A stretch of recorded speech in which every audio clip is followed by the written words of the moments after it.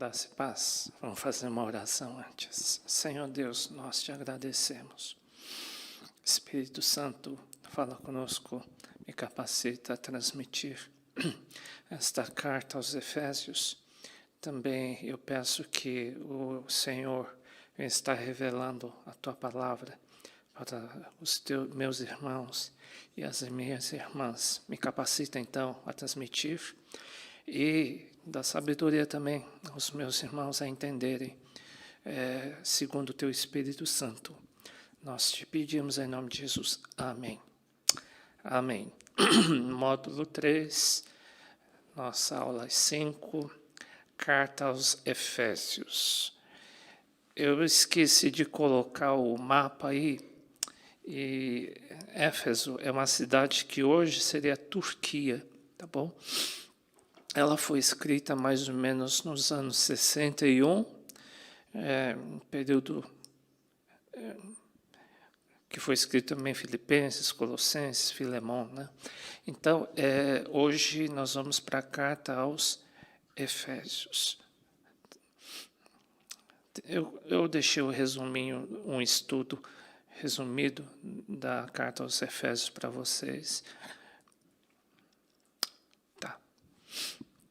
E sempre, vocês sabem, né, eu faço de propósito isso, porque todas as cartas Paulo deseja que a graça e a paz de Deus, através de Jesus Cristo, seja transmitido à igreja. É a maneira que ele abençoava inicialmente as igrejas, tá bom? Bom, a carta aos Efésios é uma carta que fala muito de família, né? Uma das ênfases principais da carta aos Efésios é a família. Por quê? A família era um tipo de um protótipo do quê? A família tinha que funcionar, é como Deus estaria educando os filhos, como Deus estaria se relacionando com a esposa, como Deus estaria se relacionando com o marido. É um protótipo de como que deveria funcionar uma família. Era um tipo de um exemplo que a igreja funcionasse assim também. Então, a família é um protótipo da igreja. Ela tem interligação. Tá? E também a igreja seria um protótipo do quê? De como que Deus teria que ser uma família de Deus, sendo que ele encabeçaria como pai essa família. Por quê? Assim, os povos veriam como é o governo de Deus, como Deus se manifesta, qual que é a natureza de Deus, qual que é o sentimento do pai daquela grande família chamada igreja. E como seus filhos se comportam, como a sua esposa, os líderes se comportam, né? Então, a igreja teria que ser um tipo de um modelo da família de Deus, onde Jesus Cristo, que é o cabeça, ele encabeça essa família. Tanto é que é chamado de Éfeso, a igreja de Éfeso, a família de Deus. Tá bom? É uma das ênfases principais da igreja de Éfeso. Então, uma família seria um protótipo da igreja, e a igreja seria o protótipo do quê? Dos céus, de como que Deus comandaria uma família, de como Deus se manifestaria, como Deus sente e como seus filhos deveriam agir, porque existe um pai chamado Deus, o dono, né? E o cabeça chamado Jesus. Mais ou menos a carta gira em torno disso, né? Da família de Deus. Então, foi um projeto. Deus sempre teve um projeto. Ele teve um certo fracasso com Israel, mas ele tinha em mente que iria ter uma família. Deus tinha em mente que Deus iria ter eleita uma família dele, onde ele seria o Senhor dessa família, que é a igreja. Então, é chamado de projeto eleição. Ele iria ter uma família, ele iria ter uma igreja com quem? Bom, no Antigo Testamento, o único filho reconhecido no Antigo Testamento era Jesus Cristo, mais ninguém. Tá? Mas ele sabia que um dia iria ter filhos adotados através de Jesus Cristo. Sem ofensa, mas hoje todos que são filhos de Deus são filhos adotados de Deus, né? E fazem parte integrante da família de Deus. Nós somos enxertados em Cristo, como nós vimos em Romanos, tá bom? Então, como também nos elegeu antes da fundação do mundo, Deus tinha uma visão que ele ia ser o chefe, o dono, o pai, a referência da família, para que fôssemos santos e irrepreensíveis diante dele em amor. E nos predestinou. Existe um destino que a igreja tem, que ele ia ter filhos, sim, adotados através de Jesus Cristo. Então, já estava na mente de Deus que ele iria ter uma família para si mesmo, conforme a sua vontade, né? Nele digo em que também fomos sorteados, havendo sido predestinados conforme o propósito daquele que faz todas as coisas, segundo o conselho da sua vontade, para fim, com o objetivo que essa família seria o quê? Um louvor da glória de Deus. As pessoas viriam, puxa, que povo! Quem é o pai dessa turma? Tá? Isso louva muito o cabeça quando os filhos manifestam a natureza do pai.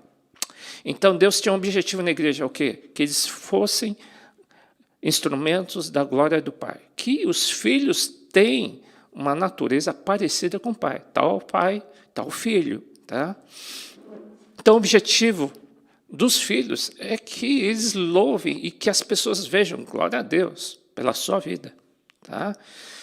Assim é o objetivo. Deus predestinou, Deus tinha um plano pré-determinado que ele teria um povo assim. E ele vai ter um povo assim. E Paulo orou pela igreja, porque ele sabe que não é uma coisa de forçar as pessoas a agirem de uma forma sem que elas sintam. Tem que ser algo que vem do íntimo, do DNA da pessoa, é uma chamada de revelação. É algo que vem do íntimo do coração, né? E só os filhos que conhecem verdadeiramente o Pai. Mas os filhos só vão conhecer o Pai através da revelação, através do Espírito Santo. Na igreja, as pessoas conhecem o Pai através de revelação. Só o Espírito Santo pode revelar isso. Não é por muito estudo, ajuda, mas não é isso que vai definir. Paulo sabia que eles precisavam de uma revelação. A igreja de Éfeso precisava da revelação do Pai.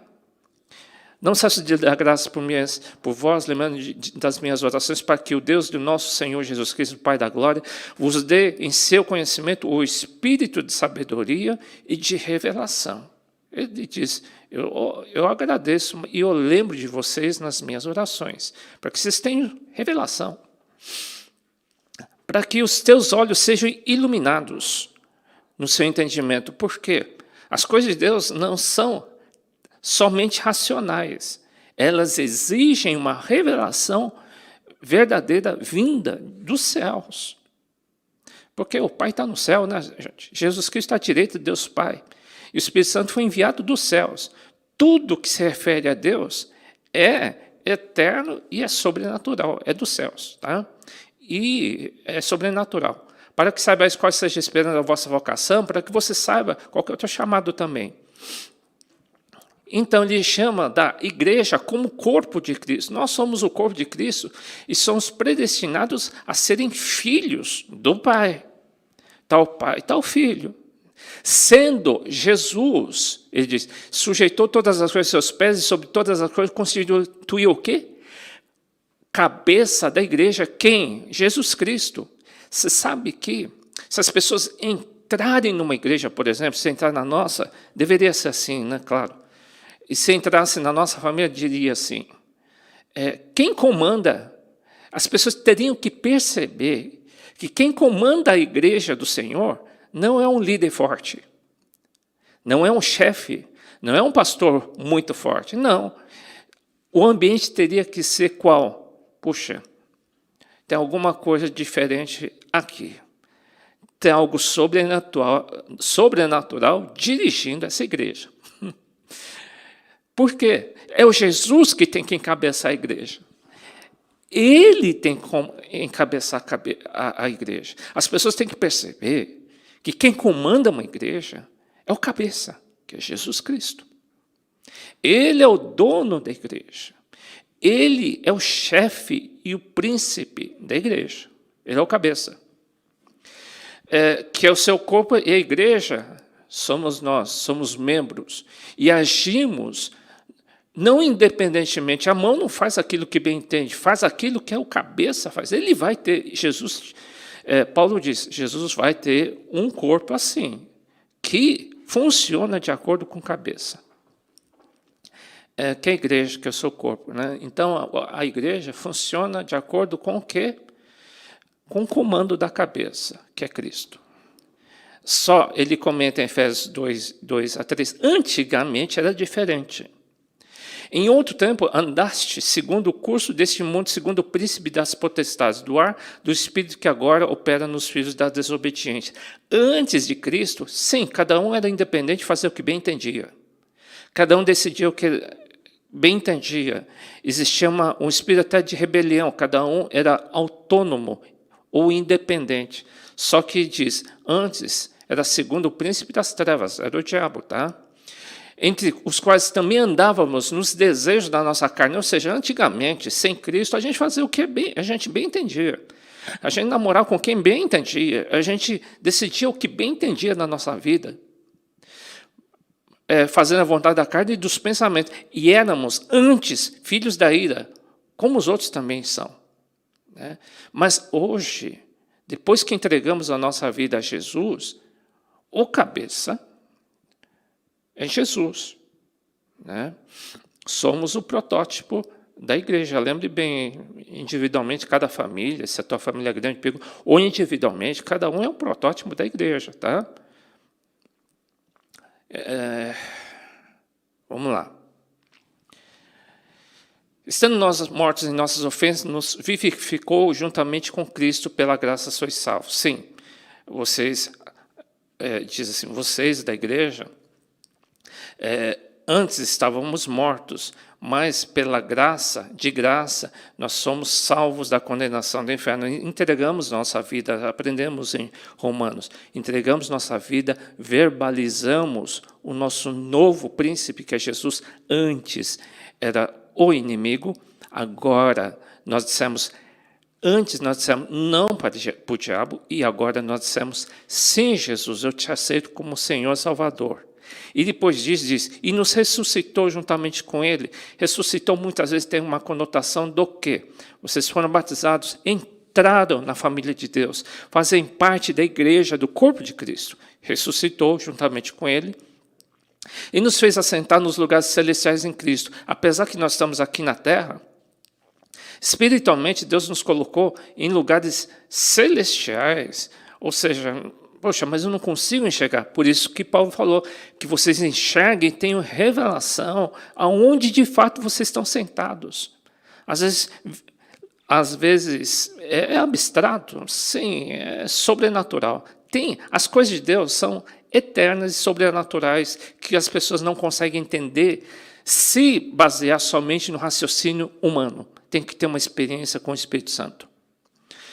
Porque pela graça sois salvos, por meio da fé, isso não vem de vós, é um presente de Deus, não vem de obras para que ninguém se glorie. Não é porque nós fomos bonzinhos que Deus nos escolheu. Não. Isso foi um presente dado por Deus de graça. Não foi por merecimento, não é porque eu dei uma oferta especial, não é porque eu fiz algum bem para uma outra pessoa, não. Senão eu vou me exaltar dizendo, eu sou bom, por isso que eu sou salvo. Não. Você é salvo pela graça, não dá nem para entender por quê. Você só pode estar grato. Ele diz assim, vocês não são mais estranhos, nem forasteiros, mas concidadãos dos santos e da família de Deus. Olha aí o termo que diz. Igreja de Éfeso, vocês fazem parte da família de Deus. E a base da família de Deus é o quê? São os fundamentos dos apóstolos e dos profetas. Um dos apóstolos é Paulo, dos ensinos dele. De que Jesus Cristo, não Paulo, não Pedro, mas Jesus Cristo é a principal pedra de esquina, ou seja, ele é a pessoa mais importante da igreja.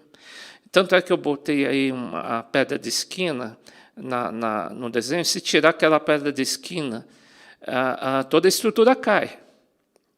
Se Jesus não for a pedra de esquina de uma igreja, se ele não for a razão principal de uma igreja, pode até ter os fundamentos bons, pode até ter conhecimentos bons da Bíblia, mas se Jesus não for o principal, se, por exemplo, a minha vaidade, as minhas motivações, se a igreja for minha, meu caro, eu não posso ser a pedra de esquina, eu não posso ser a pessoa principal de uma igreja. Porque se tirar aquela pedra, a igreja afunda, não pode ser assim. A pedra principal da sua vida tem que ser quem? Cristo. Né? Claro que existem muitas pessoas importantes, por exemplo, os apóstolos, claro que eram. Mas a igreja não dependia somente dos apóstolos, dependia principalmente de Jesus, que ele era o cabeça, ele era quem era honrado, ele era a razão do louvor, ele era a razão do serviço deles. Dando tanta ênfase à família de Deus, então existem dois sentimentos possíveis, e isso é muito contemporâneo. O que é contemporâneo? Se refere muito aos dias atuais, porque a família, a igreja tem que ter uma conotação, um ambiente familiar, onde as pessoas entram e dizem, puxa, eu sinto Jesus comandando essa igreja. Deveria ser assim, tá? E não dizendo assim, poxa, o lugar é bem organizado, é bem departamentalizado. Não estou dizendo que departamentos fazem mal à igreja, tá? Mas, puxa, nós não queremos ser chamados como uma empresa organizada, que é muito fácil. Lógico que a igreja tem um CGC. Por que eu estou dizendo isso? Nós somos não uma empresa de Deus, onde os pastores são chamados de chefes, onde existe uma organização mais fria. Né? É possível uma igreja que é bem familiar se tornar empresarial? Sim, é possível. Isso daí tem que tomar um cuidado. Por quê? 30 anos depois, a igreja de Éfeso, que começou com um conceito tão bom de família de Deus, 30 anos depois foi escrito mais ou menos a carta o livro de Apocalipse. Ele diz assim, 30 anos depois, hein? Conheço tuas obras, teu trabalho, tua paciência, que não pode sofrer os maus, pusestes as provas que dizem ser apóstolos, não são. Sofrestes, tem paciência, trabalhaste pelo meu nome, não te cansaste. Tenho, porém, contra ti, que deixaste o teu primeiro amor. Lembra, 30 anos atrás, como vocês eram. Jesus é o cabeça, é a família. Lembra-te, pois, de onde caíste, porque os pecados gradativamente vão esfriando uma igreja. A igreja vai se tornando, por mais que as pessoas sejam fiéis, pode se tornar fria, como uma empresa. E os relacionamentos se tornam o quê? Frios. Vão porque precisam ir. Né? E arrepende-te das primeiras, senão eu venho contigo e eu tiro o lugar do teu castelo, eu tiro o teu ministério. Né? É isso que Jesus disse para a igreja de Éfeso, 30 anos depois que foi escrita essa carta. Tá? Esfriou o sentimento de família de Deus, se tornou uma coisa mais empresarial. Tá? Olha o perigo que se tornou uma igreja tão familiar, onde Jesus comandava, e gradativamente os pecados foram esfriando essa igreja, e um dia Jesus teve que botar na parede, dizendo assim, se você continuar assim, eu tiro o teu ministério. Né? Que coisa pesada. Né? Isso daí eu estou jogando 20 ou 30 anos depois. Bom, voltando. Vamos voltar para a carta aos Efésios. Por essa causa, ele fala sobre a dispensação da graça. Paulo diz, o que é dispensação? É o período. Ele está dizendo, nós estamos vivendo no período da graça. Aí a gente vai entender o que é isso. Por essa causa, eu, Paulo, sou prisioneiro de Jesus Cristo, por vós, os gentios. Gentios, aqueles que não eram judeus.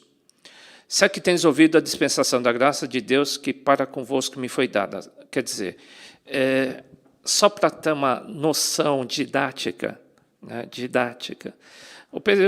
Houve um período da inocência, quando era Adão e Eva não tinham pecado. Teve um período da consciência, quando Adão e Eva tiveram consciência do pecado. Teve um período da promessa que Abraão, Isaac, Jacó receberam as promessas de Deus para o futuro. E também houve o período mais longo, que era o período da lei. A gente pode resumir o Antigo Testamento como a dispensação da lei, o período da lei. E ele diz, nós não estamos mais no período da lei, estamos no período da dispensação da graça.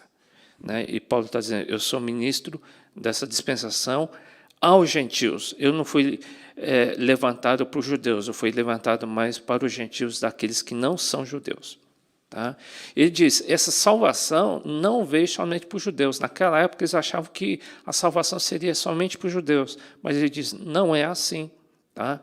Veio também a salvação é para todos, independente se é judeu ou não. Como foi dado esse ministério manifestado pela revelação, como antes um pouco vos escrevi, o qual em outros séculos não foi manifestado aos filhos dos homens, como agora tem sido revelado pelo Espírito aos seus santos apóstolos, profetas. Saber que os gentios são co-herdeiros e de um mesmo corpo, e participantes da promessa em Cristo pelo Evangelho. Quer dizer, os gentios são participantes junto com os judeus, só tem uma igreja, do qual fui feito ministro pelo dom da graça de Deus, que me foi dado segundo a operação do seu poder, a mim, o mínimo de todos os santos. Quer dizer que ele foi um perseguidor dos cristãos, né? Me foi dada essa capacitação ou graça de anunciar entre os gentios, por meio do Evangelho, as riquezas incompreensíveis de Cristo. Tá. Bem, continuando, para que, através da igreja, a multiforme sabedoria de Deus, seja conhecida dos principados potestades nos céus. Ou seja, Deus é muito grande, é difícil medir o conhecimento, a sabedoria, o modo de pensar de Deus, a grandeza do seu caráter, a grandeza do seu amor. A gente entende muito pouco das coisas de Deus. Eu estou, segundo o eterno propósito que fez em Cristo Jesus, nosso Senhor, tem um propósito eterno, que é que as pessoas entendam e conheçam a Deus. Né? O papel da igreja, o papel dos filhos, é mostrar que o nosso Pai é grande. Apesar que nós, como filhos, não conhecemos muito bem o nosso Pai. Tá? Então, quanto mais a gente conhece o nosso Pai, mais a gente sabe o quanto Ele é grande. E mais a gente se orgulha, se orgulha do Pai e do Deus que nós temos. Isso seria o objetivo, que a gente manifestasse a sabedoria de Deus. Deus é sábio na ciência, Deus é sábio na cura, Deus é sábio em todas as coisas, Ele criou todas as coisas. Eu estou na igreja há 47 anos, intensivo, nunca parei. Eu calculei mais ou menos meu conhecimento de Deus hoje. Talvez 0,001%. Não sei se eu exagerei para mais. Né? E olha que eu li, olha que eu estou intensivo, hein? Ah, mas você está subestimando. Não. Então Deus é muito grande? Ah, sim, sem dúvida. É que eu conheço pouco ainda. Eu sei que se eu conhecesse mais, eu ia manifestar mais a sabedoria de Deus, eu ia transmitir melhor, claro, o tamanho do nosso Deus. Ele é grande. Filho que conhece o pai, se orgulha do pai. Tá? Essa frase final fui eu que chutei. Tá? Eu gosto de matemática. Não é que eu gosto de matemática. Eu sou muito cartesiano. Vamos falar um dos aspectos do tamanho do nosso Deus. Ele está falando do amor de Deus, do amor de Jesus, que é sobrenatural. Não dá para entender só por raciocínio. Né? Quem é bom de matemática vai entender muito bem esse desenho que eu estou colocando. É um desenho tridimensional de x, y, z. Tá? Que é uma visão tridimensional, claro. E ele está falando do amor de Deus. Uma das características diz, poder perfeitamente compreender com todos os santos qual seja a largura, comprimento e altura E a profundidade, conhecer o amor de Cristo que excede todo entendimento. Só para entender o amor de Deus, a gente não entende estudando, não entende só analisando, raciocinando. Ele está dizendo que o amor de Deus tem altura, tem um comprimento, tem a largura. Se fosse raciocínio humano, acabava por aí. Mas ele diz, tem a profundidade, porque é uma coisa espiritual. Eu botei o quarto, profundidade. É a quarta dimensão. Que excede todo entendimento, para que vocês saibam toda a plenitude e tamanho de Deus. Né? Para entender a Deus, a gente precisa ter a quarta dimensão, que a maioria não conhece. E por isso que Paulo diz, eu oro para que vocês tenham revelação. Porque se tivesse a revelação de Deus, seriam verdadeiramente filhos e filhas. Ele também diz,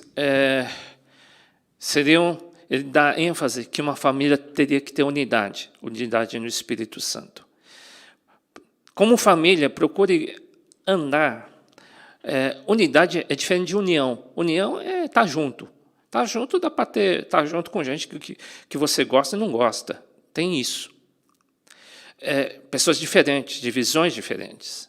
Mas aqui está dizendo guardar a unidade do Espírito. Ter um só coração. A igreja não vai o braço para a direita, o braço vai para a esquerda. O povo de Deus vai numa só direção. E Deus vai ter uma só igreja. Independente de várias denominações, mas vai ter um só Espírito. Né? Há um só corpo, ou seja, uma só igreja e um só Espírito. Como também fossem chamados em uma só esperança. Tem uma só visão, tá, gente? Jesus está para voltar, não vai ter várias visões, não. Tá? Deus não tem vários corpos, Deus tem um só corpo. Um só Senhor, uma só fé ou doutrina. Um só batismo, um só Deus e Pai de todos, o qual é sobre todos e todos em todos vós. Ou seja, a unidade só vamos entender pelo Espírito Santo, mas que Deus vai ter uma família unida. Tá? É isso que está dizendo aí.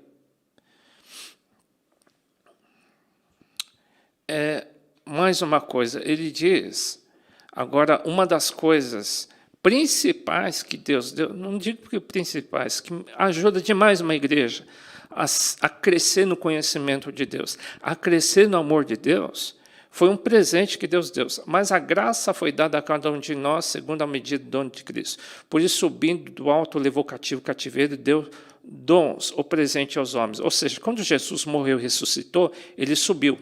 Está escrito aí, subiu ao alto, levou cativeiro que estava preso lá no inferno. E uma primeira coisa que ele fez quando ele subiu, ele derramou o quê? Presente aos homens. Que presente é esse? Ele diz, a graça foi dada a cada um segundo a medida do dom de Cristo, etc. E a primeira ação que foi derramada do céu, ele diz, ele mesmo deu uns para apóstolos, outros para profetas, outros para evangelistas, outros para pastores e doutores. Deus deu alguns ministérios, a gente chama de presbíteros, são pastores maduros, a gente chama aqui na igreja, tá? É o que eu creio, que são apóstolos, profetas, tem apóstolo júnior, profeta júnior, evangelista júnior, mas estou dizendo, de fato, mais maduros. São 5 ministérios, a gente chama até de ministério plural. Não existe essa palavra na Bíblia, ministério plural, né? Não existe, mas é uma coisa mais didática. Qual que é o objetivo? Eles aperfeiçoam os santos para a obra do ministério. Eles ajudam os outros a crescerem. Eles encaixam as pessoas para crescimento. Eles ajudam a você crescer. Eles me ajudam a eu crescer. Se tiver um ministério maduro na nossa igreja, eles geralmente ajudam, eles promovem a unidade. Ele diz assim, para a edificação do corpo de Cristo, até que cheguemos à unidade. Eles promovem a unidade. Não existe sentimento de egoísmo. Ministérios maduros não são egoístas, não fazem tudo em prol do seu ministério. Né? Não são vaidosos. Né? Para chegar a essa maturidade, são pastores já experimentados e tratados por Deus. Né? Eles não fazem, eu quero meu ministério, eu quero crescer. Né? Quem tem que crescer é o Senhor Jesus, que tem que crescer na nossa vida. Tá? Enquanto tiver esse sentimento, eu quero crescer, quer crescer para quê? Para aparecer, né? Não, essa motivação é humana, tá? Antes éramos assim, mas em Cristo nós queremos que o nome de Cristo cresça. E o ministério plural, esse ministério mais maduro, ajuda as pessoas a amadurecerem. Eles dão conceitos corretos. E é o conhecimento do Filho de Deus, para eles conhecerem, eles ajudam a você e a mim conhecer mais a Jesus Cristo. Não a técnica de igreja. Não. Isso é de menos, isso é fácil. A homem perfeita medida da estatura completa de Cristo. Olha o papel desse ministério chamado presbíteros. Na nossa igreja, Deus está amadurecendo ainda. Tá? E nós até estamos bolando uma matéria chamada Ministério Plural no seminário. E já as pessoas que são de outra igreja, que implantou isso no Brasil e funcionou. Tá? Queremos aprender com ele no seminário, nós vamos ter isso. Chamamos de ministério plural. Tá? A finalidade eu já falei, aperfeiçoa a igreja, faz você crescer, ela promove a unidade do corpo. Ela nunca, onde tem um presbitério maduro, eles nunca causam divisão, nunca. Né? Causa divisão são igrejas infantis, ou carnais imaturas. Tá? São ministérios imaturos, causam muita divisão. Amadurecimento doutrinário da igreja, tirando a infantilidade, pecados de relacionamento entre irmãos. Você vê, né? Deus está mostrando tudo. Agora, ele vai botar na prática relacionamentos familiares. Para ele mostrar o que Deus faria se estivesse aqui na terra.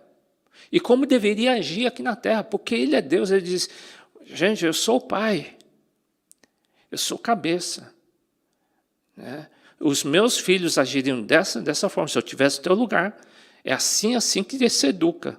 Filhos, é assim que se age. Se eu fosse filho, agiria dessa forma. Se eu fosse esposa, agiria dessa forma. Se eu fosse marido, agiria dessa forma. E você, sendo filho, age dessa forma. Isso vai me glorificar. Tá?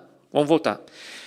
Efésios 5:1, ele vai colocar em prática algumas práticas que ele dá como exemplo. Sede meus imitadores como filhos amados. Né? Deus diz assim, age como teu Pai do céu. Claro que a gente vai só agir com quem a gente conhece. Se a gente não conhece muito a Deus, a gente vai agir conforme aquilo que a gente conhece. Né? Se a gente não conhece muito a Deus, um exemplo, Deus não mente. Então, logicamente, se eu conheço um pouco a Deus, eu vou dizer, eu nunca vou mentir, porque meu pai não mente. Ele me ensina que eu não posso mentir nunca. Né? É um exemplo. Tá? Filhos agem como o pai. Vamos lá. Se Deus fosse no casamento, o que ele diz? Vós, mulheres, sujeitavos aos vossos maridos, mulheres no papel da igreja também, né? Porque o marido é a cabeça da mulher, como também Cristo é a cabeça da igreja, sendo ele próprio salvador do corpo, de sorte que assim como a igreja está sujeita a Cristo, assim também as mulheres estão todos sujeitos a seus maridos. É assim que funcionaria ao modelo de Deus. Existe um respeito mútuo no casamento. Tem um sentido espiritual? Claro que sim. O casamento tem que funcionar como Cristo é a igreja, para santificar, purificando com a lavagem de água pela palavra. O homem tinha que ser bênção para sua esposa para ajudá-la a santificar, para apresentar a si mesmo igreja gloriosa, sem mácula, nem ruga, nem coisa semelhante, mas santa e irrepreensível. Ou seja, depois de alguns versículos ele diz, grande esse mistério. Ele não está falando exatamente só para orientar sobre o casamento. Não, é um mistério. Que mistério é esse? Digo, porém, a respeito do relacionamento que Cristo tem que ter com a igreja e vice-versa. Ele está dizendo que relacionamento de casamento e igreja tem relação. Sabe que essa passagem vem logo depois ao quê? Dos 5 ministérios, não é isso? Então, ele está dizendo assim, no relacionamento de casamento, teria que ser parecido com o relacionamento ministerial, onde os pastores haveria um respeito mútuo entre eles. Nível casamento. Não pode haver insubmissão nem infidelidade. O espírito de adultério não pode existir ministerialmente. Efésios 4:11 está falando de 5 ministérios, né? Logo depois está falando de relacionamento de Jesus e a igreja, está falando sobre a igreja e Jesus, de relacionamento de casamento. Então, tem um correlacionamento, sim. O ministério, especialmente quando a gente tiver uma equipe de presbíteros maduros, eu não ia casar com quem fosse me trair. Lógico, isso eu pensei desde que eu casei com a Lira. Eu tinha esse sentimento. Eu nunca ia casar com alguém que eu tivesse preocupação que ela fosse me trair. Assim também, ministerialmente, a gente tem que ter uma equipe de presbíteros de confiança, a tal forma que eu sei que eu nunca vou falar mal dela. E vice-versa. Nós vamos ter sempre uma confiança, sim, cumplicidade. Não cumplicidade no mau sentido. Ela sabe dos meus defeitos, eu sei o defeito dela, mas a gente se ama. Assim o ministério tinha que agir. Claro que nós não temos uma equipe de presbíteros nesse nível ainda, né? Mas, se tivermos uma equipe assim, Jesus está dizendo, é do jeito que eu quero que trabalhem. Né? Sabe que o seu casamento reflete demais o seu futuro ministerial. Por isso que eu oriento os jovens, saiba bem com quem você casa. Isso vai definir o seu futuro ministerial. Tá? Ele diz assim, olha, na minha casa, na minha família, não pode ter trevas, tá? E o sentimento que você tem que ter é de condenação das coisas que são das trevas. Não tenha comunicação com coisas das trevas. Não se embriague com vinho. O que é isso, não se embriague com vinho? Na igreja, não é social que comanda. Né? Eu sei que, desculpe, é fofoca santa, não é nem santa. Eu ouvi falar que algumas igrejas têm muito social e as pessoas se embriagam um pouquinho. Não é isso. Aqui está dizendo, a igreja tem que ser espiritual, tem que estar cheia do Espírito Santo. A gente não se reúne para ter vida social na igreja. Também temos, mas isso não é uma prioridade. A gente não vai para a igreja para arranjar marido ou para arranjar esposa. Deu para entender?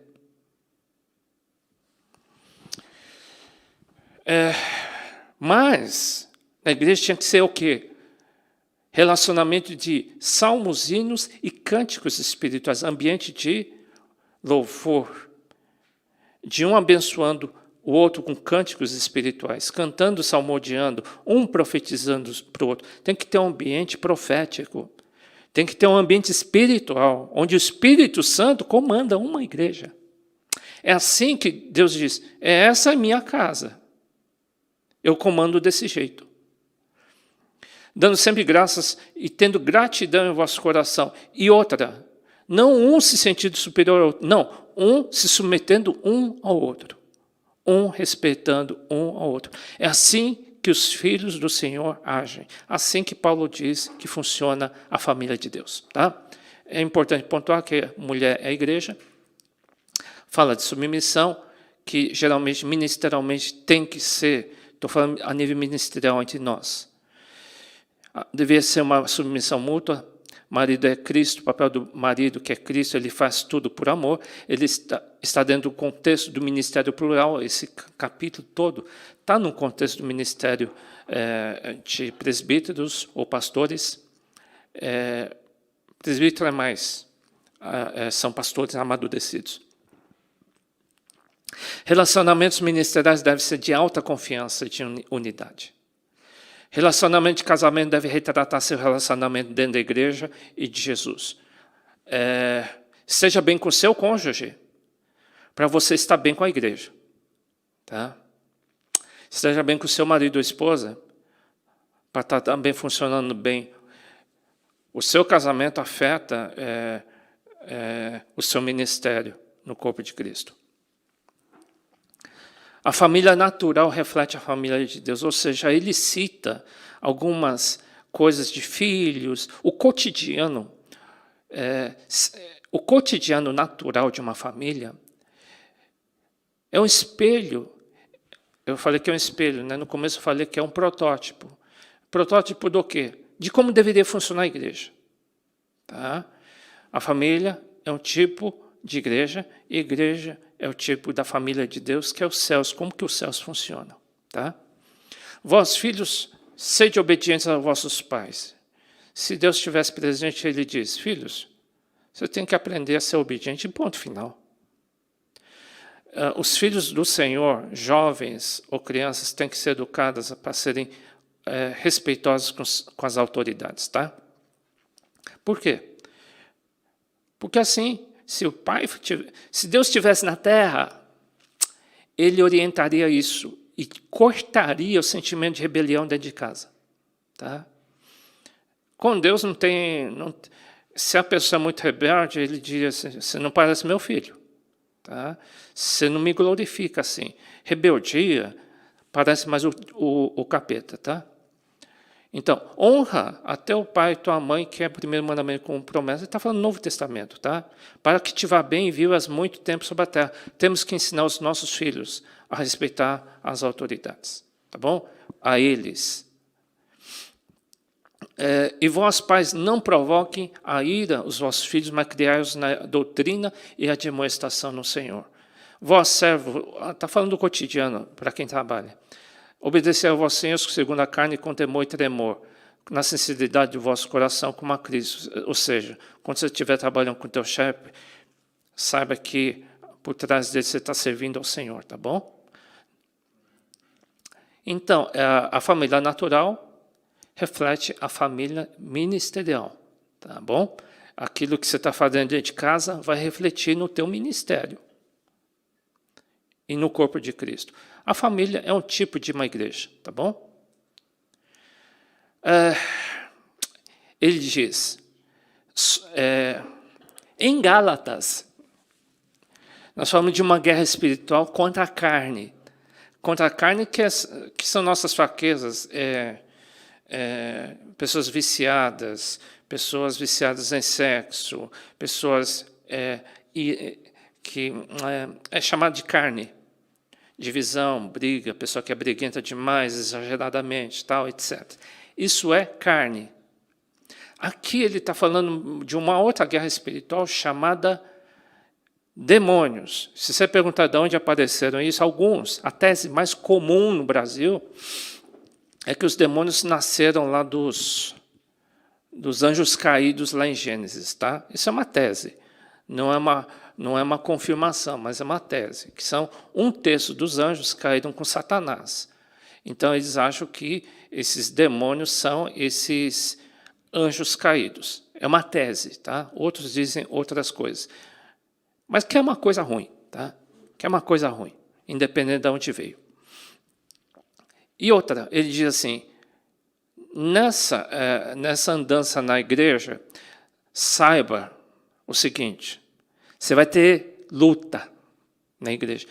Em Romanos nós dissemos que a santificação vem antes do céu, né? Sim, santificação o que é? Relacionamento dentro da igreja. Tá?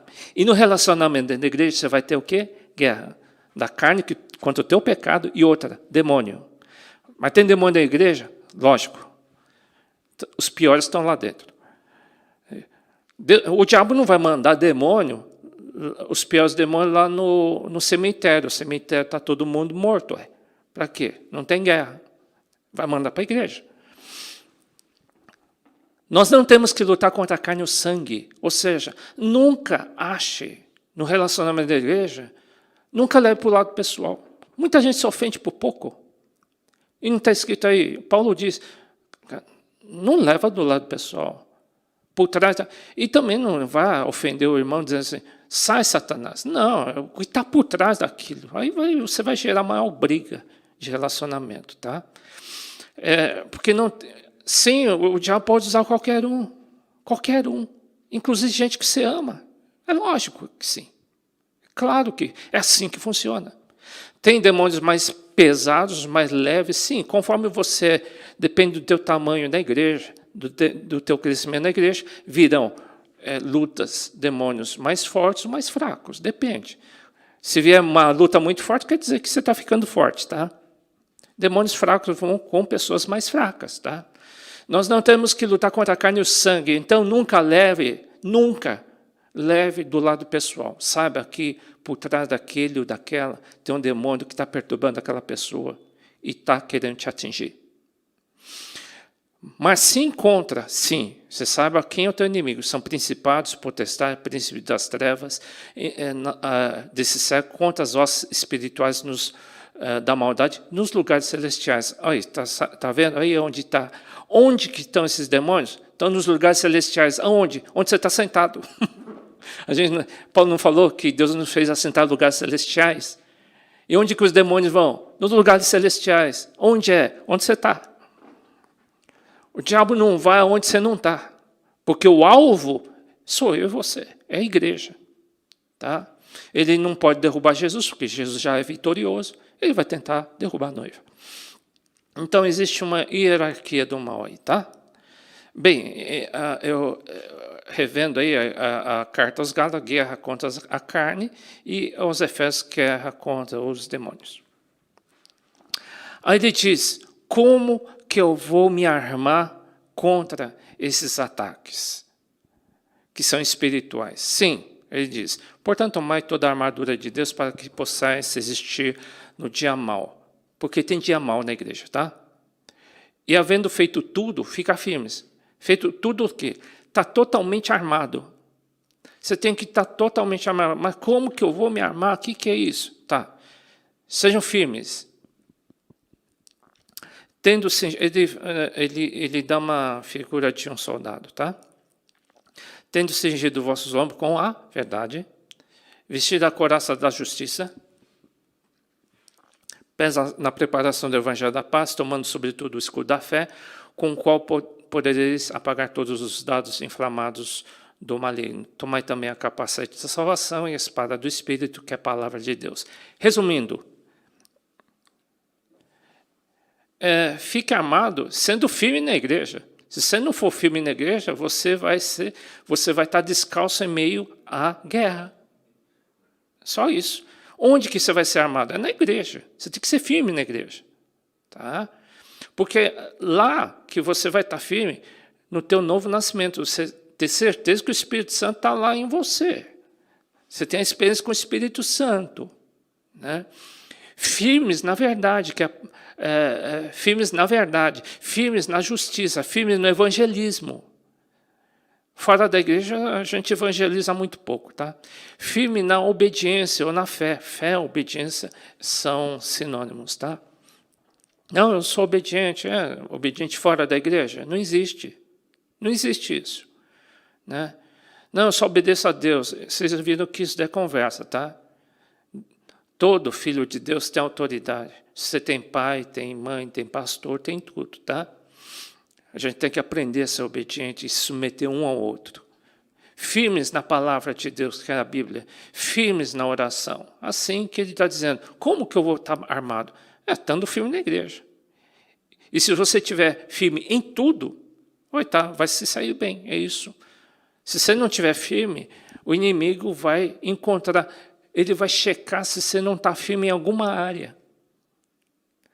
Ele vai ver se você não está orando. Aí ele vai querer te atingir. Mas tem que estar firme em tudo. Sim, tem que estar firme em tudo. Então, na tua fé, você vai ter que estar firme servindo a Deus, evangelizando, firme na palavra de Deus, firme na oração, em tudo.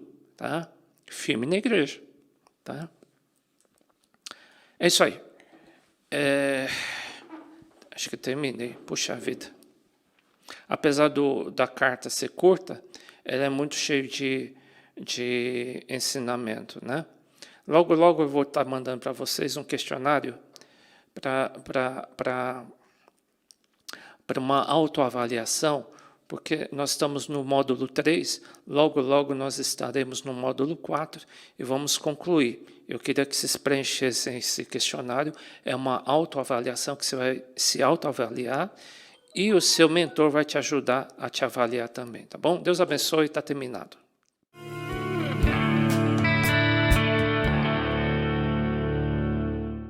Boa noite a todos, a paz do nosso Senhor Jesus Cristo. Hoje nós vamos ter a primeira aula do livro do profeta Jeremias, né? Eu vou misturar o conteúdo de Jeremias e Lamentações de Jeremias, e nós vamos ter esse material que vocês receberam.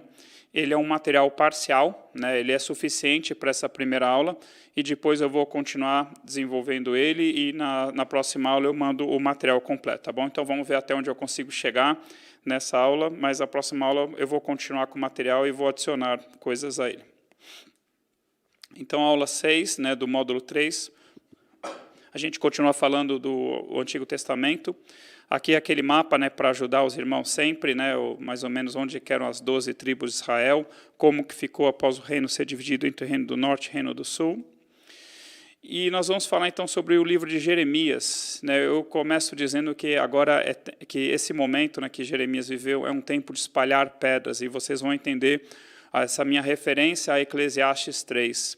E eu coloquei ali algumas fotos, né, fotos da ruína do templo ali de Jerusalém, né, um cálice transbordante, né, porque nós vamos ver em Jeremias o que acontece quando o cálice da ira do Senhor transborda.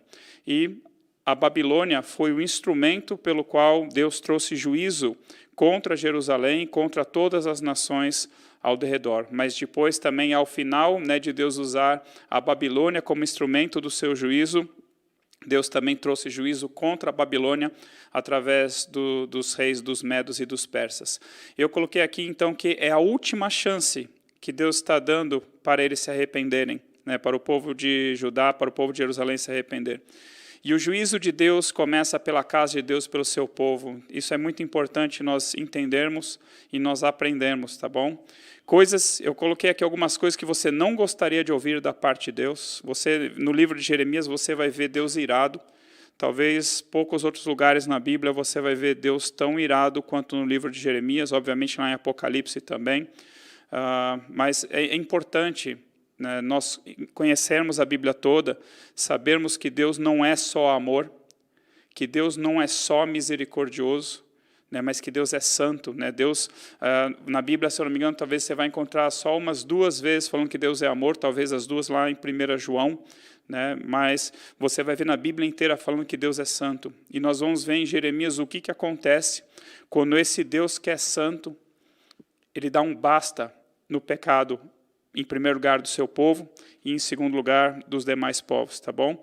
Então você vai ver muitas coisas no livro de Jeremias que você não gostaria que Deus falasse para você ou que Deus falasse para o Brasil, por exemplo. Então, eu coloquei aqui, né, o cumprimento das ameaças do Senhor contra Judá. Essas ameaças, né, de Deus com relação ao povo de Israel vem desde lá de Moisés, né, o que aconteceria quando o seu povo violasse a aliança que Deus estava fazendo com eles, e quando esse povo se voltasse para os ídolos e para muitas outras abominações, e quando esse povo caísse no pecado e se apartasse de Deus. E nós vamos ver em Jeremias o cumprimento de todas essas ameaças que Deus havia feito, né, de todos os termos do contrato, né? Então, o contrato, a aliança que Deus fez com o povo, tinha um se, né? Se vocês me obedecerem, se vocês derem ouvidos à minha voz, acontecerá isso, né? As bênçãos correrão atrás de vocês. Porém, se vocês não ouvirem a minha voz, se vocês não atentarem às minhas palavras, se vocês se desviarem dos meus caminhos, acontecerá isso. Então agora nós vamos ver a execução dessas cláusulas, né, do se vocês não derem ouvidos à minha voz. O juízo de um Deus santo contra as nações pecadoras, o cálice da ira do Senhor, o cativeiro na Babilônia, profecia sobre o Messias, né? Jeremias também profetizou sobre Jesus, e promessas de restauração. Então, nessa primeira aula, né, eu vou falar muito mais do juízo de Deus e do cálice da ira do Senhor, do que da sua misericórdia, do que das suas promessas de restauração, ou mesmo das profecias sobre Jesus. Tá? Isso aí eu vou deixar mais para a segunda aula, mas eu quero que vocês entendam como que nós chegamos nesse ponto, né, da destruição de Jerusalém. Então, só para nós nos localizarmos, né, os livros ali que estão com o check em verde são os livros que já foram dados, né, das aulas do Antigo Testamento. Nós estamos em Jeremias e Lamentações de Jeremias. Nas aulas passadas eu falei sobre Isaías.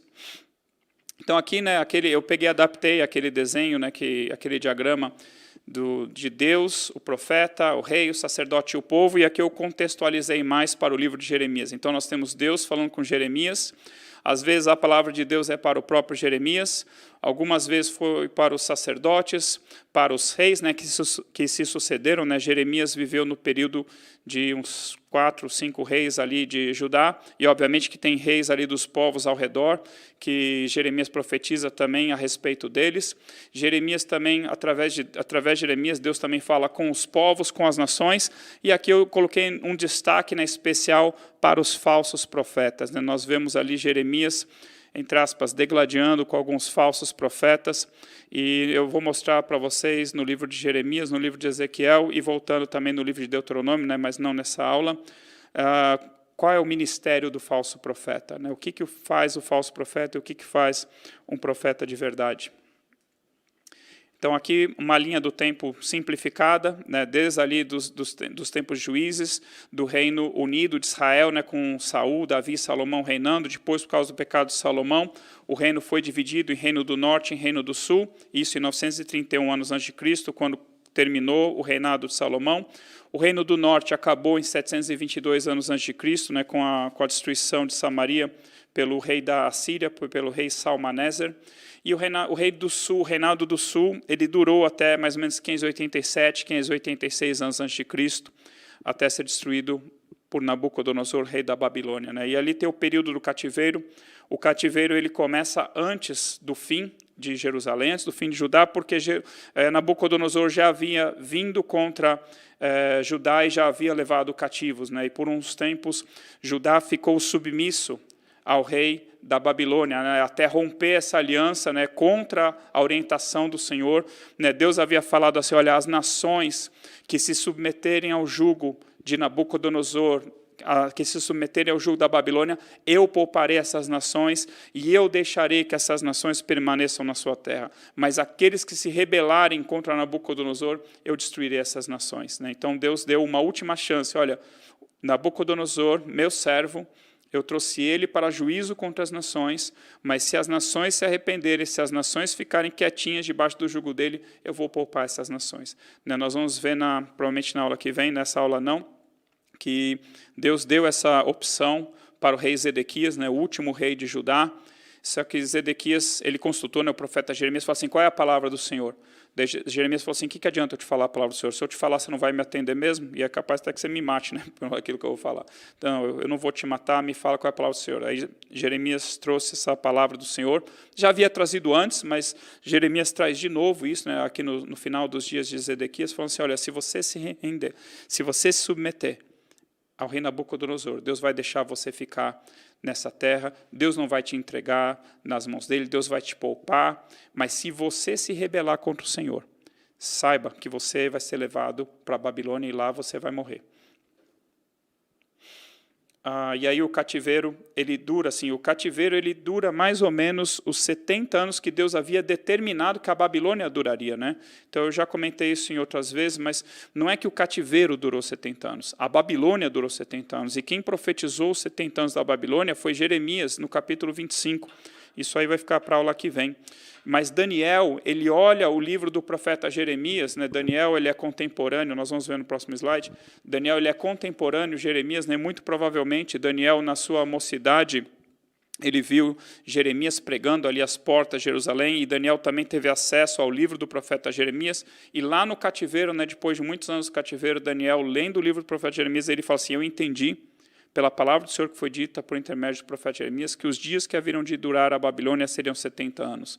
E ele faz as contas, vê que já tinha dado ali os 70 anos da Babilônia, e ele começa ali no livro de Daniel, capítulo 9, a interceder, né, pelo povo junto a Deus, clamando pelas misericórdias do Senhor e para que Deus cumprisse, né, aquilo que havia sido dito por intermédio do profeta Jeremias. Né? O povo de Judá ele é trazido de volta ali do cativeiro, né? A Babilônia é conquistada por Ciro, rei da Pérsia, e o povo é trazido de volta para o cativeiro. Aí nós vamos entrar depois nos dias dos profetas Ageu e Zacarias, e mais para frente, dias dos profetas Malaquias. Tá bom? Então, Isaías foi na aula passada, ele está nesse contexto aqui que Isaías viu a queda de Israel, né, e profetizou várias outras coisas, entre elas a queda de Jerusalém, e Jeremias, ele é o homem que vive, de fato, a destruição de Jerusalém. Então, desculpa, essa animação aqui falhou, está errado, tá bom? Não era para ter essa animação assim. Para a próxima aula, eu vou tentar lembrar de coisa disso. Então, palavras de Jeremias, filho de Ilquias, um dos sacerdotes que estava em Anatote, na terra de Benjamim. A ele veio a palavra do Senhor nos dias de Josias, filho de Amon e rei de Judá, no 13º ano do seu reinado, e também nos dias de Joaquim, filho de Josias, rei de Judá, e até o fim, no ano 10º de Zedequias, filho de Josias, rei, ainda até o 5º mês do exílio de Jerusalém. Tá bom? Então, aqui colocando... Pronto. Jeremias, então, ele profetiza desde o 13º ano do rei Josias. Né? O rei Josias ele começa a reinar com 8 anos, em 640 anos antes de Cristo. O rei Josias reinou por 31 anos. Gosto muito do rei Josias. Né? A Bíblia dá testemunho a respeito dele, dizendo assim, não houve rei, né? Nunca houve um rei que se convertesse ao Senhor de todo o seu coração como Josias. Né? Eu comentei na aula lá de 2 Reis que... E Davi, quando Davi nasceu, ele nasceu nos dias de Samuel. Né? Samuel mantinha o povo ali em ordem, né? Mantinha o povo ali na linha. Mas quando Josias nasce, ele é neto de Manassés e filho de Amon, que foram reis terríveis. Se você olhar, né, eu coloquei ali em vermelho, né, para quem se lembra da aula ali de Reis, 1ª Reis, 2ª Reis, eu coloquei em vermelho os reis mais terríveis, né, de Judá, e deixei em verde os reis bons. E ali no final, né, você vê que está meio laranja ali. Então, assim, os últimos reis de Judá nem foram tão ruins assim quanto Manassés, quanto Amon, quanto Acás, quanto Atalia, né, que foi ali uma mulher que reinou, quanto Roboão, quanto Abias. Só que eles pegaram ali o final do final. Né? Deus, eu vou mostrar para vocês, né, que Deus ainda está virado por causa de todos os pecados de Manassés, ainda que Manassés tenha se arrependido no final de sua vida, Deus o havia perdoado, só que o estrago estava feito.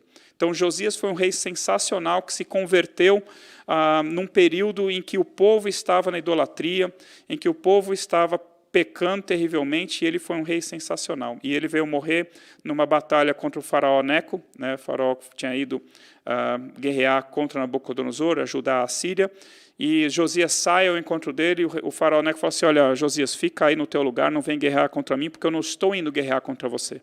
Eu estou indo guerrear contra aquele que faz guerra contra mim.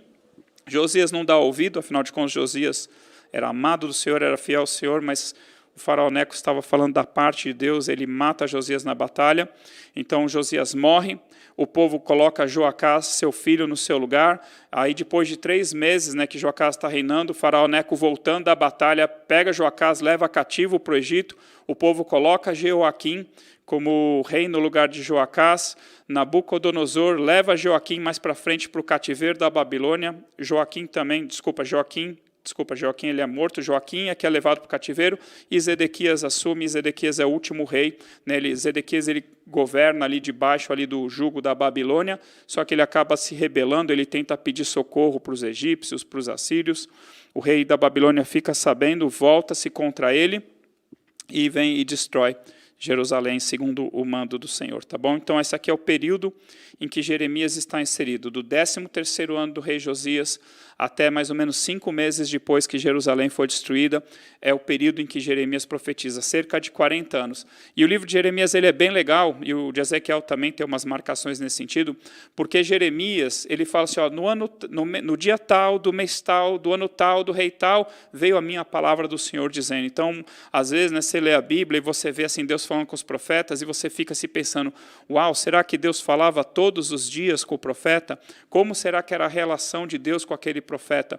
E no livro de Jeremias você vê que pontualmente Deus falava com Jeremias. Obviamente Deus talvez falasse com Jeremias todos os dias, só que especificamente, profecias específicas, Deus trouxe em momentos específicos, né? Às vezes anos depois, às vezes meses depois, às vezes dias depois. Por exemplo, né, depois que Nabucodonosor destruiu Jerusalém, que uma parte do povo sobreviveu, né, uma parte do exército tinha fugido, tinha conseguido fugir, e eles retornam a Jerusalém, e Nabucodonosor havia nomeado um homem chamado Gedalias como governador sobre Judá. E esses homens que tinham fugido, né, do exército, que voltaram, eles conspiram contra Gedalias, matam Gedalias. E aí uma outra parte do exército que tinha sobrevivido vem e afugenta aqueles homens que tinham matado Gedalias à traição, recupera o povo, né, porque Ismael, né, era o nome daquele capitão do exército, ele ia levar o povo escravo para Moabe, incrível uma coisa dessa. E esse homem ele consegue recuperar contra Ismael o povo, e Jeremias está ali no meio daquele povo que estava sendo levado cativo para Moabe para ser vendido como escravo, e aí eles consultam o profeta Jeremias, falam assim, né, eles estavam mais ou menos assim, à entrada assim, do Egito, né, no sul de Judá, e perguntam para Jeremias, olha, consulta ao Senhor teu Deus, o que nós devemos fazer? Se devemos voltar para Jerusalém ou se devemos entrar no Egito? E eles falam assim, nós apresentamos a ti a nossa humilde súplica. E depois de 10 dias vem a resposta para Jeremias. Eu não vou contar qual é a resposta, aula que vem, se possível eu conto, senão você vai ler a Bíblia, você vai descobrir, tá bom? Mas é interessante, então o povo vai consultar Jeremias e fala, Jeremias, ora, pergunta para Deus o que nós devemos fazer. E quanto tempo demora para Deus responder? 10 dias nessa questão, entendeu? Então, às vezes, você pede uma oração, vem orar com o pastor, pede oração para alguém, e assim, lamento, às vezes não é na hora não, às vezes vai demorar um pouco para vir uma resposta, tá bom? Então, se com Jeremias demorou 10 dias, se conosco demorar 2 semanas, 1 mês, está aceitável, tá bom? O que é importante sabermos sobre o livro de Jeremias? Então, Jeremias pregou por cerca de 40 anos para o povo se arrepender dos seus pecados. Né, tem um determinado momento em que Jeremias fala assim, olha, faz 23 anos que eu estou pregando para vocês se arrepender dos seus pecados, para vocês voltarem para Deus, mas vocês não estão me dando ouvidos. Né, então, Jeremias ainda pregou por mais uns 17 anos depois disso, mas a pregação de Jeremias basicamente foi essa nesses 40 anos, né, pedindo ao povo que se arrependesse dos seus pecados, que abandonasse os ídolos, né, abandonasse a opressão aos órfãos, às viúvas, aos estrangeiros, né, que abandonasse a escravidão dos seus irmãos. Né, eles estavam escravizando seus próprios irmãos, estavam emprestando dinheiro a juros aos seus próprios irmãos. Então, Deus manda Jeremias pregar contra um monte de pecados, principalmente contra o pecado de idolatria, e o povo não dá ouvidos. Né? Em alguns momentos, o povo se arrepende e volta para Deus, mas logo em seguida o povo voltava a cair no pecado. Eles não creram em Jeremias nem se arrependeram de seus pecados. Eles preferiram crer nos falsos profetas, que lhes falavam as palavras que eles queriam ouvir, que profetizavam aquilo que lhes era agradável. E eu coloquei aqui uma pergunta, será que ainda é assim nos nossos dias? Qual é a nossa reação quando nós ouvimos algo que nós não gostamos? Você fala assim, olha, eu não gostei do que eu vi e também não gostei do mensageiro, ou não gostei do que eu vi, ou não gostei do mensageiro, ou as duas coisas, mas a questão é, isso veio de Deus ou não? Isso é de Deus ou não? É isso que nós temos que julgar, né? Se aquela palavra veio de Deus ou não. Então não importa se você não gostou do mensageiro, não importa se você não gostou daquilo que você ouviu, importa se aquilo veio de Deus ou não. E aqui em Jeremias você vai ouvir muitas coisas que você não vai gostar, e eu posso te garantir isso, tá bom? Mas você tem que julgar se isso foi palavra de Deus, e isso vale para os nossos dias também. Em consequência disso, né, nós vimos a ira de por não terem dado ouvidos a Jeremias e a outros profetas do Senhor, mas por terem dado ouvidos, né, à sua própria carne e a seus falsos profetas, né, nós vemos a consequência, né, a ira de um Deus santo contra aquele que era para ser o seu povo. Israel fez pior que Sodoma, eu comentei isso na aula de Isaías, Israel fez pior que Gomorra e pior que as nações que foram completamente destruídas por Deus na conquista da terra de Canaã e que foram postas também assim. Então fez pior que Sodoma e Gomorra, né, que foram destruídas lá nos dias de Abraão, lá em Gênesis 18, né, Sodoma, Gomorra, Adimá, Zeboim, foram destruídas por Deus lá em Gênesis 18, ali Gênesis 18, Gênesis 19, nos dias de Abraão. E também fez pior que as nações que Deus destruiu quando Israel subiu do Egito e conquistou a terra de Canaã com Josué. E essas nações foram postas como exemplos para aqueles que querem viver impiamente. Assim, você quer viver no pecado, que nem Sodoma e Gomorra, esse vai ser o seu fim. E aí, Israel vai lá e fez pior que Sodoma e Gomorra, pior que as terras de Canaã. E o que acontece, né? Isso, Israel já estava separado, né, também de Judá. Judá viu que Israel foi destruído por causa desses pecados, e Judá, ao invés de se arrepender dos seus, Deus fala assim, a pérfida Judá falsamente se arrependeu. E Judá vai lá e faz pior que Israel. E nós vamos ver em Ezequiel que Deus fala assim, olha, parabéns, Judá e Israel, vocês pelos seus pecados justificaram as suas irmãs mais novas, Sodoma e Gomorra. Como se fosse assim, olha, eu perdoo Sodoma e Gomorra em face ao tamanho dos pecados de vocês. Né? E Jesus fala, né, que se ele tivesse feito os milagres que ele fez, né, no meio do povo de Israel, Sodoma e Gomorra teriam permanecido até o dia de hoje. Isso é, se em Sodoma e Gomorra se tivesse feito os milagres que se fez lá em Cafarnaum, né, em Betsaida, em Corazim, eles teriam se arrependido dos seus pecados e teriam permanecido até os nossos dias. Então, no juízo, Sodoma e Gomorra se levantaria e condenaria aquela geração. Jeremias viveu o cumprimento de todas as ameaças de Deus contra Israel, que Deus já havia feito desde Moisés. Deus destruiu a Judá, e antes havia destruído Israel, mas permitiu que uma parte do povo sobrevivesse. Por isso que Isaías profetiza, se Deus não tivesse deixado um remanescente entre nós, há muito nós nos teríamos tornado como Sodoma e Gomorra, povos que Deus destruiu completamente. Então Deus, porém, prometeu que traria o restante de volta do cativeiro e que Jerusalém e o templo seriam reedificados. Nós vimos isso em Isaías, em Jeremias ele cita mais ou menos isso também. E muito importante, novamente, que eu coloquei naquele slide meio que de capa, assim, o juízo de Deus começa pela casa de Deus e pelo seu povo.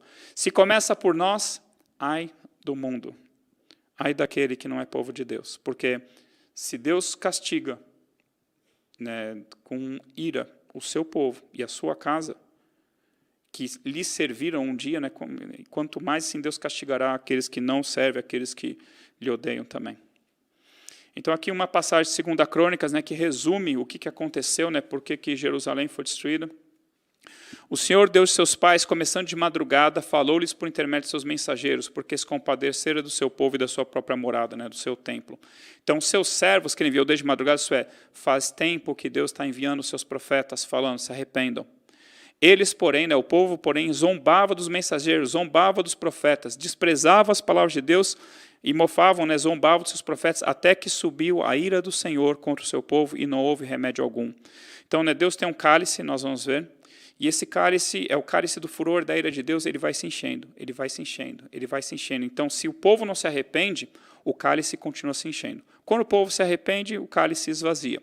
E o povo não se arrependeu, o cálice da ira do Senhor transbordou e eles foram destruídos, não houve mais remédio algum. Por isso o Senhor Deus fez subir contra ele, contra o seu povo, o rei dos caldeus, o qual matou os seus jovens à espada, na casa do seu santuário, e não teve piedade nem dos jovens, nem das donzelas, nem dos velhos, nem dos mais avançados em idade. A todos os deu nas suas mãos, todos os utensílios da casa de Deus, grandes e pequenos, os tesouros da casa do Senhor e os tesouros do rei e dos seus príncipes, tudo levou ele para a Babilônia. Queimaram a casa de Deus e derribaram os muros de Jerusalém. Todos os seus palácios queimaram, destruindo também todos os seus preciosos objetos. Um panorama aqui de Jeremias. Do capítulo 1 até mais ou menos ali o capítulo 39, se eu estou vendo direito, até o 38, na verdade, é antes de Jerusalém ser destruída pela Babilônia. No 39 foi quando Jerusalém foi tomada, é uma descrição de Jerusalém sendo tomada. Lá no final, depois no capítulo 52, você tem uma nova descrição de Jerusalém sendo tomada e as pessoas sendo levadas cativas. Aí depois você tem um trecho, que vai ali mais ou menos do 40 até o 46, do que aconteceu depois que Jerusalém foi tomada. Aí no capítulo 25, tem a profecia dos 70 anos da Babilônia, e também vai falar claramente a respeito do cálice da ira de Deus. E depois ali do 46, mais ou menos para frente, até o 51, é profecia contra as nações, sendo que o capítulo 50 e o 51 são especificamente contra a Babilônia, e tem coisas ali sensacionais que estão relacionadas com o Apocalipse, e eu vou mostrar isso para vocês também. Então, Deus avisou tudo o que ia acontecer. Desde lá de Moisés, Deus falou assim, quando, pois, vocês gerarem filhos e filhas, então assim, aquela parte laranja, ali para baixo, ainda não aconteceu. Ainda não tinha acontecido nos dias de Jeremias, tá bom? É isso que eu quis dizer.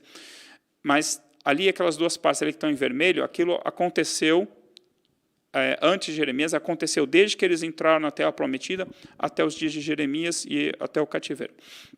Quando, pois, vocês gerarem filhos e filhos, e vos envelheceres na terra, e vos corromperes, e fizeres alguma imagem esculpida, semelhança de alguma coisa, e vocês fizerem mal aos olhos do Senhor teu Deus para o provocar a ira, hoje, Moisés falando, Tomo por testemunhas contra vocês o céu e a terra, que com efeito vocês perecerão imediatamente na terra a qual passar o Jordão vocês vão possuir.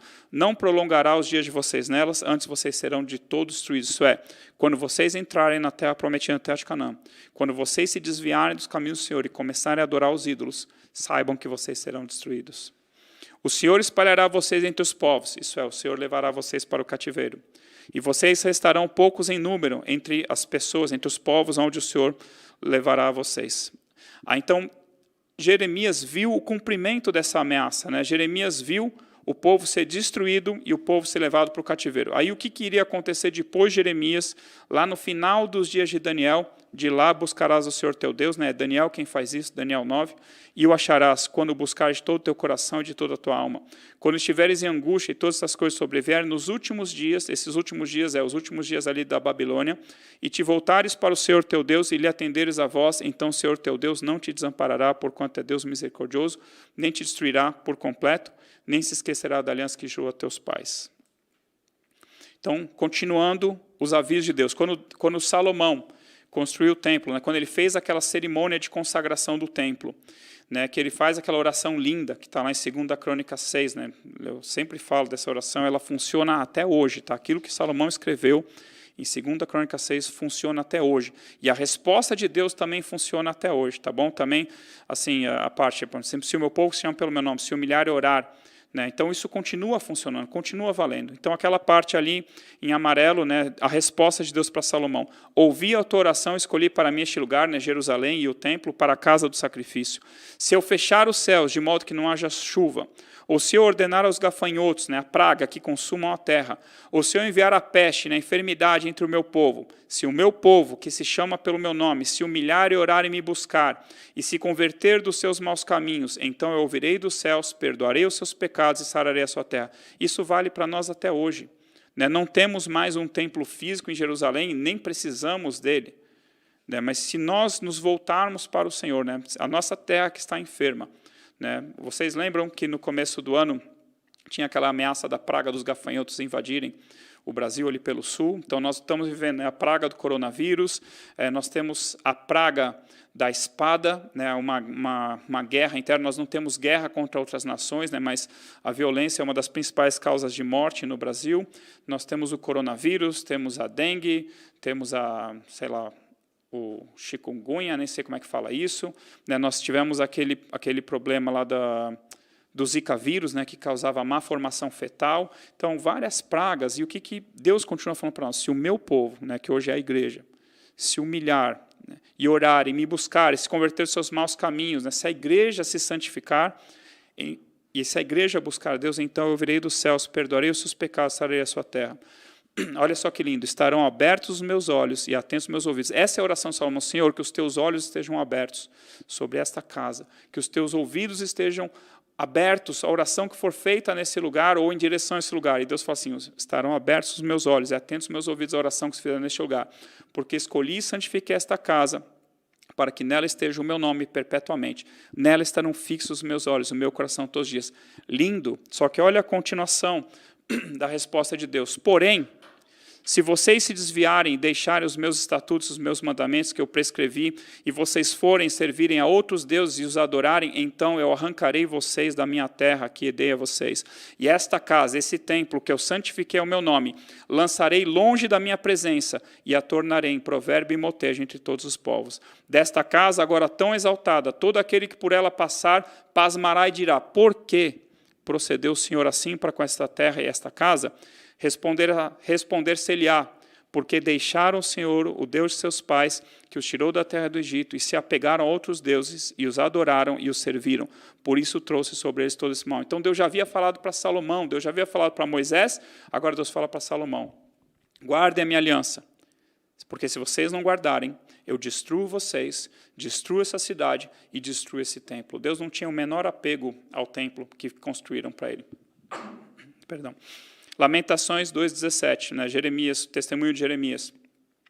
Fez o Senhor o que intentou, isso é, fez o Senhor aquilo que ele tinha prometido, cumpriu a ameaça que pronunciou desde os dias da antiguidade. Está falando assim, olha, Deus cumpriu aquilo que ele trouxe como ameaça para quem violasse a lei dele, tanto com relação a Moisés quanto com relação a Salomão. Deus cumpriu as suas ameaças, derrubou e não se apiedou, fez que o inimigo se alegrasse por tua causa, né, pela queda de Jerusalém, e exaltou o poder dos teus adversários. Aqui é um trecho longo, obviamente que eu não vou ler tudo isso, mas é que agora vai ser citado, né, depois desse slide, vai ser citado os pecados do rei Manassés e do povo. E Manassés, aquele rei, né, que é o avô do rei Josias, pecou gravemente, né, olha só um trechinho, ó. Também edificou altares a todos os exércitos do céu, isso é, adorou as estrelas, adorou os planetas, nos 2 átrios da casa do Senhor, e queimou a seu filho como sacrifício, adivinhava pelas nuvens, era agoureiro, era supersticioso, e tratava com médios e feiticeiros. Também pôs a imagem de escultura do poste ídolo que tinha feito na casa, né, no templo do Senhor. Então, assim, além de ser idólatra, além de consultar médiuns, necromantes, feiticeiros, além de ser supersticioso, agoureiro, chegou ao ponto de sacrificar seu filho, né, para os falsos deuses. Então, Deus falou assim, próximo slide, Jeremias, capítulo 11, versículo 12, capítulo 11, de 2 a 12, violaram a aliança do Senhor. Então, Deus está falando assim, olha, Deus tinha chamado a atenção, maldito o homem que não atentar para as palavras desta aliança que ordenei a vossos pais no dia em que tirei da terra do Egito, da fornalha de ferro, dizendo, dai ouvidos à minha voz e fazei tudo segundo o que vos mando. Assim vós me sereis a mim por povo e eu serei a vocês por Deus. Guardem isso, né? Nós vamos ver várias vezes no livro de Jeremias, Deus falando assim, olha, eu deveria ser o Deus de vocês, vocês deveriam ser o meu povo. Vocês não são. Mas quando vocês se arrependerem, eu serei o Deus de vocês, e vocês me serão povo. Aquele povo era para ser o povo de Deus, não era mais. Tá bom? Não era mais o povo de Deus. E Deus está falando assim, eu não sou mais o Deus de vocês. Então Deus fala assim, né, o que acontece, né, quando violam a aliança do Senhor. E aqui eu trago as consequências, né, da violação da aliança. Em Gênesis 15, né, tem uma passagem muito interessante de uma aliança que Deus faz com Abraão. Deus fala para Abraão assim, ó, toma uma novilha, uma cabra e um cordeiro, cada qual de 3 anos, uma rola e um pombinho. Ele, tomando todos os animais, partiu, cortou eles no meio e colocou em ordem as metades, uma de frente da outra, e não partiu as aves. E sucedeu que, posto o sol, houve densas trevas, e eis um fogareiro fumegante e uma tocha de fogo que passou entre aqueles pedaços. Naquele mesmo dia, fez o Senhor aliança com Abraão. E assim, com Abraão.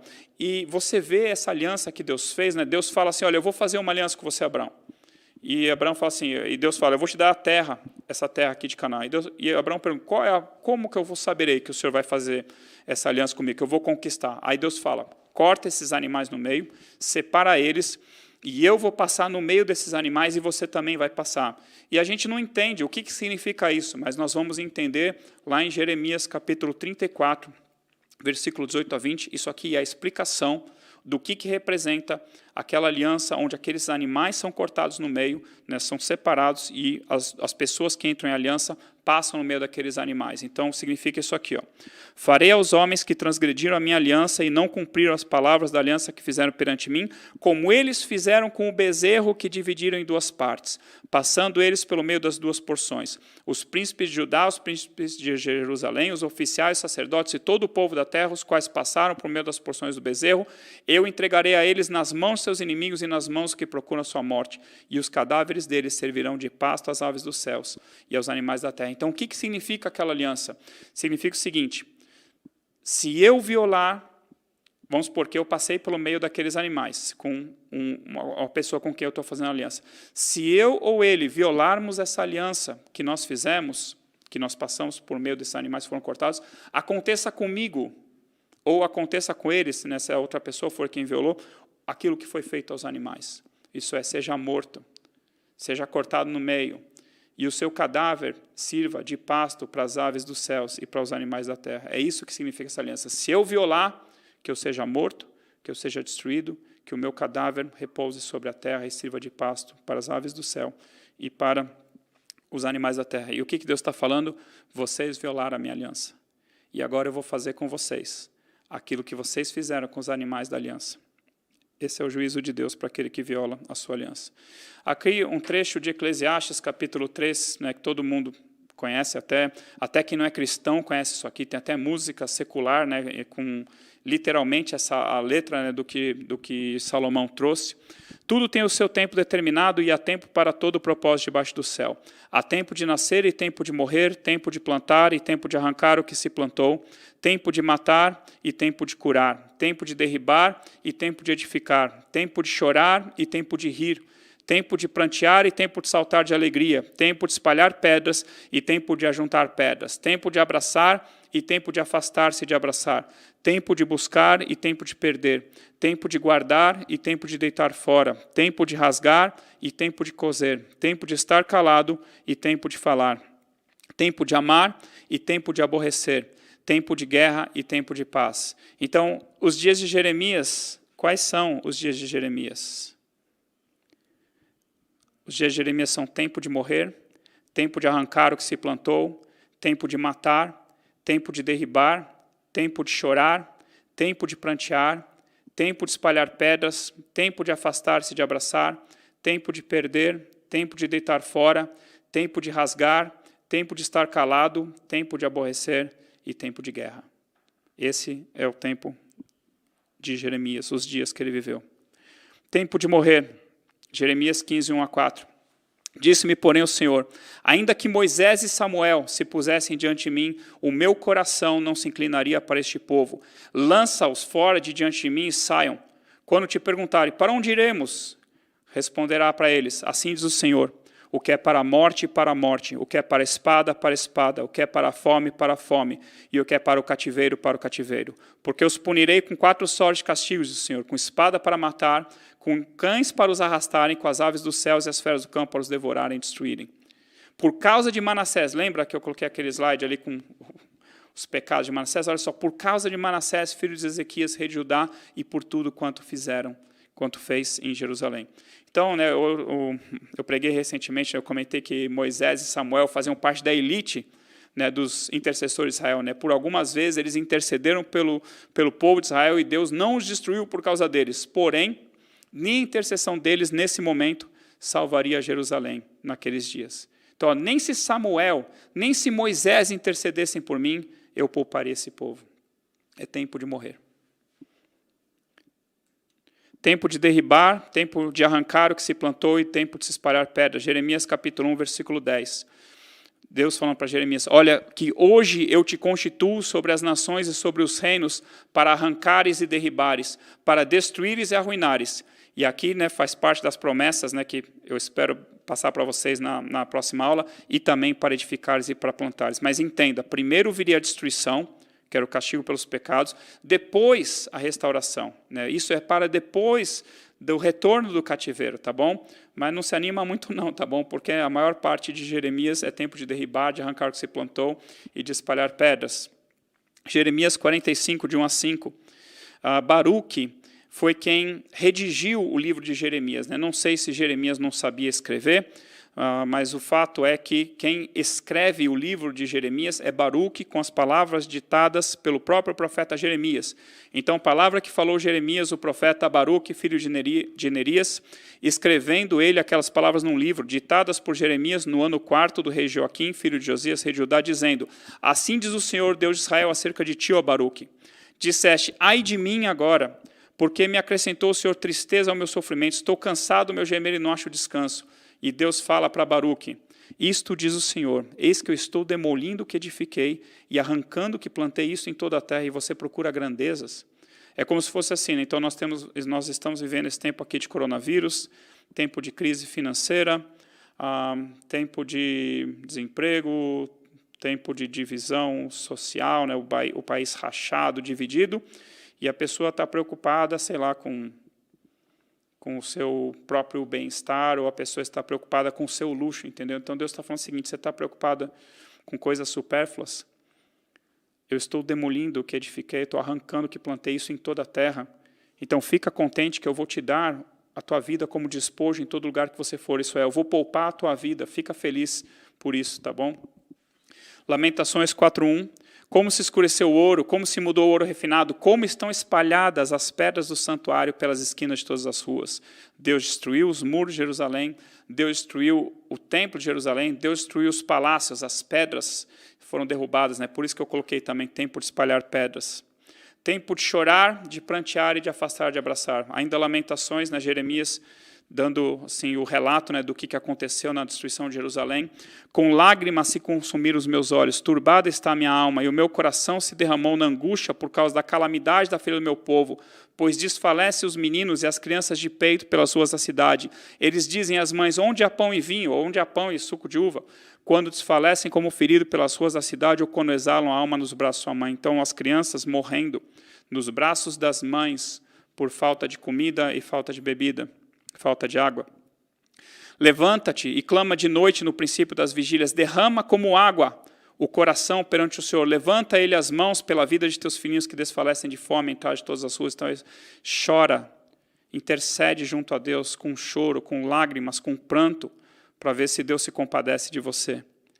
Onde as mulheres, né, Jeremias perguntando assim, onde as mulheres comeram o fruto de si mesmas, as crianças seu carinho, né, as mulheres vão cair no canibalismo, e nós vemos pela história de Israel que nos dias do cerco de Samaria, né, nós vemos nos dias de Eliseu, que as mulheres chegaram a comer seus próprios filhos. Né, para nós aqui do Ocidente seria uma coisa completamente abominável, né, completamente inaceitável, né, mas aqui nós temos que entender a situação de fome extrema em que eles se encontravam. Né, só para explicar, eu estava pensando em fazer um slide sobre isso para a próxima aula, como que funcionava, né, quando vinha uma nação guerreando contra outra nação. As aldeias, né, e as cidades onde não havia muro, simplesmente vinha o exército inimigo e destruía tudo. Agora, quando o exército inimigo chegava numa cidade com muros, o que eles faziam? Eles cercavam a cidade, né, e a cidade vinha e se fechava. E eles cortavam o suprimento de água e cortavam o suprimento de comida daquela cidade. Então, se você não tinha, por exemplo, que nem em Jerusalém, né, que o rei Ezequias fez um duto trazendo água do açude superior para o açude inferior, né, um duto até que está lá arqueologicamente, né, comprovado isso, provavelmente Jerusalém conseguia trazer água, mas a comida foi acabando. Né, então, o exército inimigo que está cercando a cidade murada, ele não tem pressa. Ele não quer invadir logo e destruir. Não, ele não tem pressa. Ele vai construindo um monturo, né, que é como se fosse uma rampa de entulhos, para uma hora conseguir invadir por cima do muro, mas ele corta a comida, corta a água, e o povo dentro da cidade vai começar a morrer de sede e morrer de fome. Né? Provavelmente Jerusalém conseguia ter água, né, por causa desse duto que o rei Ezequias construiu muitos anos antes, mas eles começam a morrer de fome, começam a passar fome. E as pessoas vão definhando por causa da fome.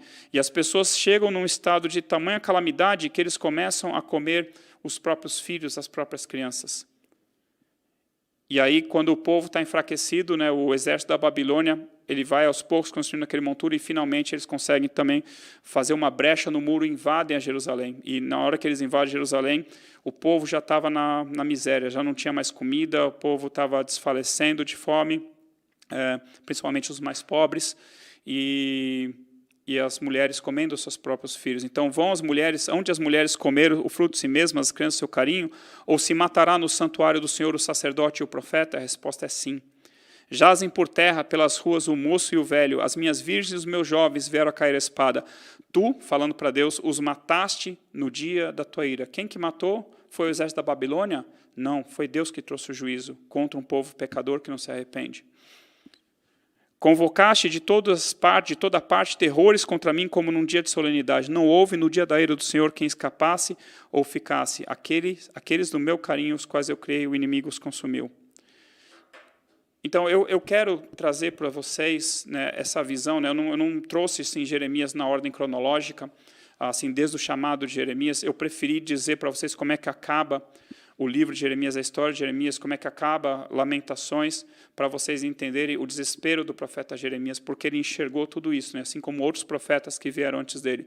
E ele tentou pregar ao povo para que o povo se arrependesse, e o povo odiava Jeremias. O povo odiava Jeremias. Por algumas vezes tentaram matar Jeremias, né, ele foi protegido por algumas pessoas influentes. Outro profeta, se não me engano, o profeta Urias, não tem nada a ver com Urias, né, dos dias de Davi, foi morto. Ele pregava as mesmas coisas que Jeremias, só que ele não tinha alguém que o protegesse, alguém que fizesse com que a sua vida fosse poupada. Ele fugiu para o Egito e o rei de Judá mandou buscar ele lá no Egito e mataram ele. Então, o povo odiava Jeremias. Os príncipes falavam assim, olha, esse homem pregando isso, falando que inevitavelmente nós vamos ser entregues nas mãos de Nabucodonosor, rei da Babilônia, ele está afrouxando a mão dos soldados do exército, ninguém tem coragem, ninguém tem ânimo para lutar contra a Babilônia. Esse homem é digno de morte, está falando que o templo vai ser destruído, está falando que o rei vai ser levado e vai ver Nabucodonosor face a face. E era tudo verdade. Adiantava alguma coisa odiar Jeremias? Adiantava alguma coisa falar, não, isso não vem da parte do Senhor? Então, tudo o que Jeremias profetizou e aquilo que Deus falou através de Salomão, o que Deus respondeu para Salomão na sua oração, o que Deus falou através de Moisés, o que Deus profetizou através de Isaías, está tudo se cumprindo nos dias de Jeremias. E sobraram coisas para os nossos dias também, tá bom? Então, continuando, Lamentações 3:1, Jeremias falou assim, eu sou o homem que viu a aflição pela vara do furor de Deus, isso é, eu vi a ira do Senhor, vindo sobre Jerusalém. Eu vi com os meus próprios olhos. Eu vi antes, profeticamente, mas também vi com os meus próprios olhos. A língua da criança que mama fica pegada pela sede ao céu da boca. Os meninos pedem pão e ninguém há que lhe o dê. Os que se alimentavam de comidas finas desfalecem nas ruas. E os que se criaram entre escarlata se apegam aos monturos, porque maior é a maldade da filha do meu povo do que o pecado de Sodoma. Mais uma vez, uma referência aos pecados de Sodoma e os pecados de Judá serem piores que o pecado de Sodoma. Ali mais para baixo, mais felizes, olha só que interessante isso, que interessante e triste, mais felizes foram as vítimas da espada do que as vítimas da fome. Então, assim, melhor você morrer na guerra contra o soldado, enfiando a espada em você, do que você definhar por causa da fome, porque estes definham, atingidas mortalmente pela falta do produto do campo. As mãos das mulheres, outrora compassivas, cozeram seus próprios filhos, estes lhes serviram de alimento na destruição da filha do meu povo. Deu o Senhor cumprimento à sua indignação, derramou o ardor da sua ira, acendeu o fogo em Sião que consumiu seus fundamentos. Então, tudo isso é o quê? O cálice da ira do Senhor que estava transbordando. E aqui eu falo, então, do cálice da ira de Deus. Ao longo da Bíblia, nós vamos encontrar esse cálice da ira de Deus. Então, quando Deus fez aquela aliança com Abraão, e Deus fala assim para Abraão, quer ver? Deixa eu pegar ali, sabe com certeza que a tua posteridade será peregrina em terra alheia. Deus não falou que seria peregrina no Egito, não contou onde, mas falou que seria peregrina em terra alheia e será reduzida à escravidão e será afligida por 400 anos. Mas também eu julgarei a gente que tem de sujeitar-se e depois sairão com grandes riquezas, como de fato saiu. Os egípcios doaram ouro, prata, cobre, pedras preciosas, tecidos preciosos, doaram gado para o povo de Israel. Na quarta geração, tornarão para aqui, para a terra de Canaã, porque não se encheu ainda a medida de iniquidade dos amorreus. Então, o que Deus está falando? Esse povo que habita na terra de Canaã, os amorreus e os diversos povos, eu estou mirando contra eles por causa do pecado deles. E o meu cálice está se enchendo. E daqui a cerca de 400 anos, vai encher a medida da iniquidade do cálice aqui da minha ira contra os amorreus, e aí eu vou trazer o povo de Israel para trazer juízo contra essa nação. Mas está implícito aqui o cálice da ira do Senhor que está se enchendo por causa dos pecados amorreus, os pecados cananeus. Lembrando, quais são esses pecados? Coisa simples, sacrifício de crianças, adultério, incesto, vários tipos de perversão. Então, assim, tem uma lista ali de pecados ali em Ezequiel, tem a lista de pecados ali em Deuteronômio, em Levítico, quando Deus fala assim, não façam, até zoofilia, tá? Não vou entrar em detalhes do que é isso, mas depois você procura lá no dicionário, tá? Não vai procurar no Google não, senão vai achar muita coisa horrível, tá bom? Por favor, não faça isso. Assim, Deus dá uma lista de pecados. Fala, não façam que nesse povo da terra de Canaã, que por causa desses pecados que eu estou destruindo eles. Que nem eu comentei na outra aula, assim, tem uma revelação sensacional ali no livro de Isaías, que Deus fala assim, eu vou converter o Egito e vou converter a Síria, e junto com Israel os três serão uma bênção, virão à minha casa a me adorar. Então, Deus, por mais que Deus tenha destruído o faraó, seu exército, por mais que Deus tenha trazido juízo contra os deuses do Egito, não era a intenção de Deus destruir os egípcios. Não era a intenção de Deus destruir a Assíria, mas era a intenção de Deus destruir os cananeus, por causa daquela lista de pecados. E é aquilo que eu comentei, né? Deus preferia os descendentes de Abraão, escravos no Egito, do que convivendo com os cananeus e aprendendo a fazer aquele monte de abominação, o que infelizmente acabou acontecendo já nos dias dos juízes, tá bom? Mas então Deus fala assim, olha, eu estou mirando contra os cananeus, contra os amorreus, e uma hora vai transbordar esse cálice, eu vou trazer o povo de Israel para destruí-los. Aí em Mateus, olha o que Jesus fala. Então esse cálice, nós vemos Jesus citando esse cálice também. Ai de vós, escribas e fariseus hipócritas, porque edificais os sepulcros dos profetas, adornai os túmulos dos justos e dizeis, se tivéssemos vivido no dia dos nossos pais, não teríamos sido seus cúmplices nos sangue dos profetas. Assim contra vós mesmos testificais que sois filhos dos que mataram os profetas. Enchei vós, pois, a medida dos vossos pais. Completem de encher novamente o cálice da ira do Senhor por causa dos pecados de vocês. Como que vocês vão escapar da condenação do inferno? Então, Jeremias 25, ele descreve de forma sensacional o cálice da ira do Senhor. Porque assim me diz o Senhor, então Deus falando para Jeremias, toma da minha mão esse cálice do vinho do meu furor, e darás a beber dele a todas as nações a quais eu te enviar, para que bebam e tremam e enlouqueçam por causa da espada, né, por causa da Babilônia, que eu enviarei para o meio delas. Recebi o cálice da mão do Senhor, não sei como é que é isso. Não sei se foi uma coisa sobrenatural, a mão de Deus vindo do céu com um cálice físico de ouro, estendendo-se a mão para Jeremias, falando assim, toma aqui, Jeremias, esse cálice. Não explica como é que foi, mas Jeremias fala assim, recebi o cálice da mão do Senhor e dei a beber a todas as nações às quais o Senhor me tinha enviado. A Jerusalém, então presta atenção, começa em Jerusalém. A cidade de Judá, aos seus reis, aos seus príncipes, para fazer deles uma ruína, objeto de espanto, de assobio e maldição, como hoje se vê. E aí tem uma lista das outras nações às quais Jeremias levou esse cálice, ou enviou por meio de mensageiros, e a mensagem é, a todos os reinos do mundo sobre a face da terra, e depois de todos eles ao rei da Babilônia. Então, leva esse cálice do furor da minha ira, e fala para eles assim, vocês vão ter que beber esse cálice. Isso é, vai alcançar vocês, a ira do Senhor vai vir sobre vocês também, mas começa por onde? Começa por Jerusalém, por Judá. E depois por todas as nações ao redor. E por fim também a Babilônia. Babilônia, você também vai beber do cálice da ira do Senhor. Pois lhes dirás, assim diz o Senhor dos Exércitos, o Deus de Israel, bebei, embebedai-vos e vomitai, caí e não tornei a levantar-vos, por causa da espada que estou enviando para o vosso meio. Se recusarem beber o cálice da tua mão para beber, se recusarem receber o cálice da tua mão para beber, então lhes dirás, assim diz o Senhor dos Exércitos, vocês terão de bebê-lo. Pois eis que na cidade que se chama pelo meu nome, eu começo a castigar, e vocês acham que vocês vão ficar impunes? A ira do Senhor, o cálice da ira do Senhor, o juízo de Deus, começa pela casa de Deus, começa pelo seu povo, mas vai atingir a todas as nações. Então, ainda falando sobre o cálice da ira do Senhor, Isaías 51, desperta, desperta, levanta-te, ó Jerusalém, que da mão do Senhor bebeste o cálice da sua ira. Então, Isaías está profetizando algo que viria ainda a acontecer nos dias de Jeremias, né? Mas aqui Deus está falando assim, olha, está na hora de você se levantar. Então, né, desperta, desperta, levanta-te, ó Jerusalém, que da mão do Senhor bebeste o cálice da sua ira, o cálice do atordoamento e o esgotaste.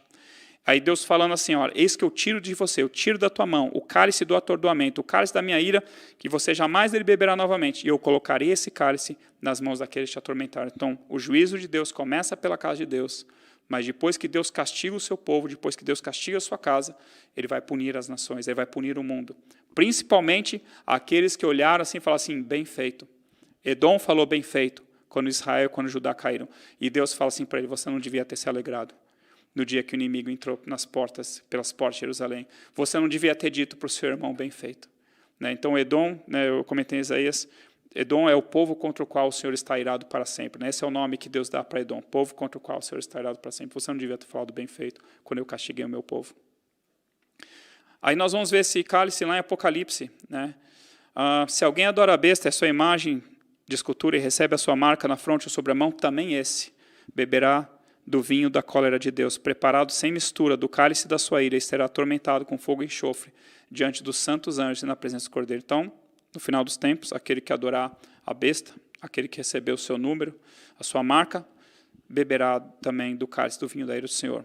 ainda Apocalipse 16, 1 agora, né? Ouvi, vinda do santuário, uma grande voz, dizendo aos 7 anjos, ide e derramai pela terra as 7 taças da cólera de Deus. No final ali, no último trechinho amarelo, e lembrou-se Deus da grande Babilônia, não tem nada a ver com a Babilônia física, assim, é um sistema mundano, né, que corrompe as nações, assim como a Babilônia corrompeu as nações, né, com sua prostituição, com a sua idolatria, né, com o seu comércio. E lembrou-se Deus da grande Babilônia para dar-lhe o cálice do vinho do flor da sua ira. Então eu quero mostrar para vocês que o cálice da ira do Senhor, ele está presente desde lá de Gênesis, quando Deus anuncia para Abraão, até Apocalipse, passando por Jeremias 25, passando pela destruição de Jerusalém, passando pela destruição das nações ao redor, chegando até a Babilônia também. E depois também para o final dos tempos, e Jesus falando ali para as pessoas, para os hipócritas, continue enchendo a medida da iniquidade dos pais de vocês que mataram os profetas. E qual é o resultado do cálice da ira do Senhor? Destruição. Jeremias 4, 23, 26. Olhei para a terra, e ela estava sem forma e vazia. Você lembra de algo? Gênesis capítulo 1, que eu coloquei ali. Ó. Olhei para a terra, e eis que ela estava sem forma e vazia. Olhei para os céus, e não tinham luz. Olhei para os montes, e eis que tremiam.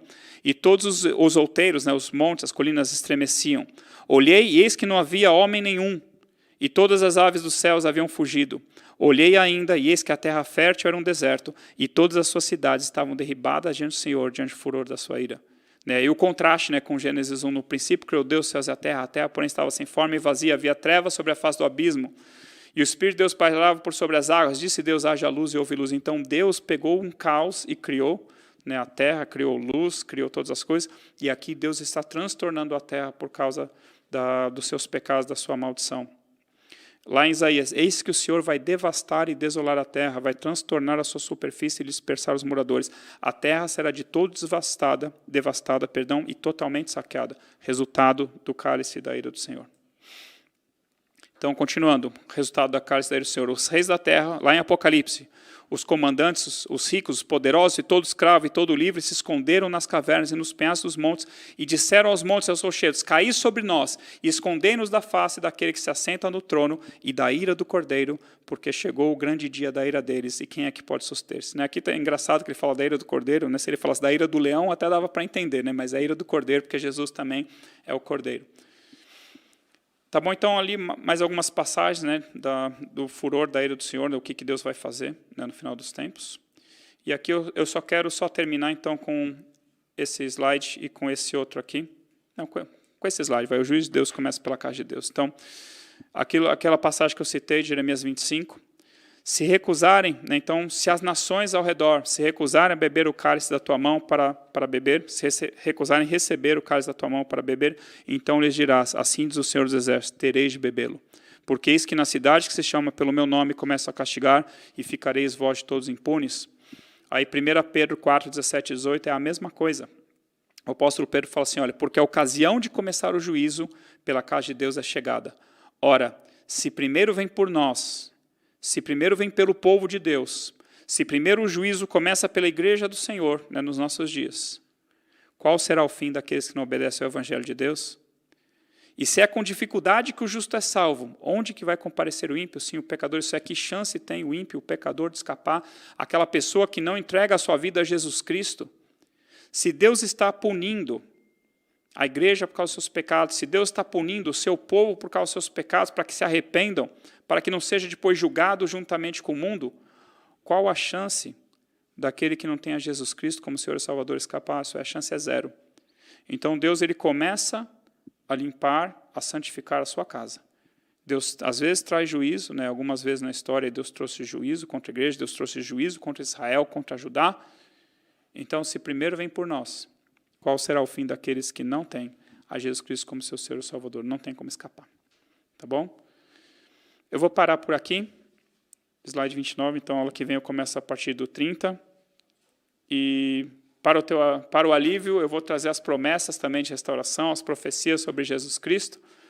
Mas eu quero que você entenda que aquilo que aconteceu nos dias de Jeremias, nós vamos voltar a ver lá nos dias do final dos tempos, no Apocalipse, nós vamos ver a ira do Senhor sendo derramada sobre toda a terra. Já vemos muitas coisas do juízo de Deus sobre a terra, e podemos certamente afirmar, Deus vai trazer mais coisas ainda, né? Mas Deus vai santificar a sua igreja, Deus vai preparar a noiva para a volta de Jesus Cristo, e ai do mundo. Lá em Apocalipse nós vamos ver os ais, né, contra o mundo, né? Mas que eu não cheguei a mostrar um slide, não deu tempo, mas eu coloco assim, olha, toma cuidado com a tua salvação, toma cuidado com a tua santificação, leva a sério, tá bom? Porque é isso que, para isso que serve o livro de Jeremias, para nós entendermos, né, o juízo de Deus contra o seu povo, quando esse povo cai no pecado e não quer se arrepender, tá bom? Que Deus te abençoe em nome de Jesus, que Deus te guarde, especialmente nesses dias aí de pandemia, nesses dias também de crise, que Deus abençoe a tua casa, Deus te prospere, que você leve muito a sério a tua salvação, que você leve muito a sério a palavra do Senhor e a santificação, tá bom? Deus te abençoe em nome de Jesus. Quem está disposto a ser um vaso novo, erga sua voz, vamos adorar a Ele nesta noite.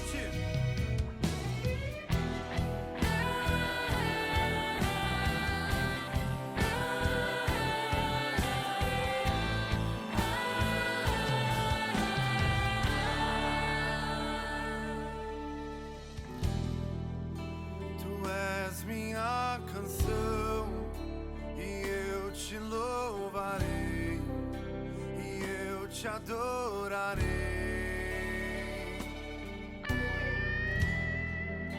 Me renderei a ti pra te conhecer e pra te dizer: te amo, Jesus, te adoro, meu Pai.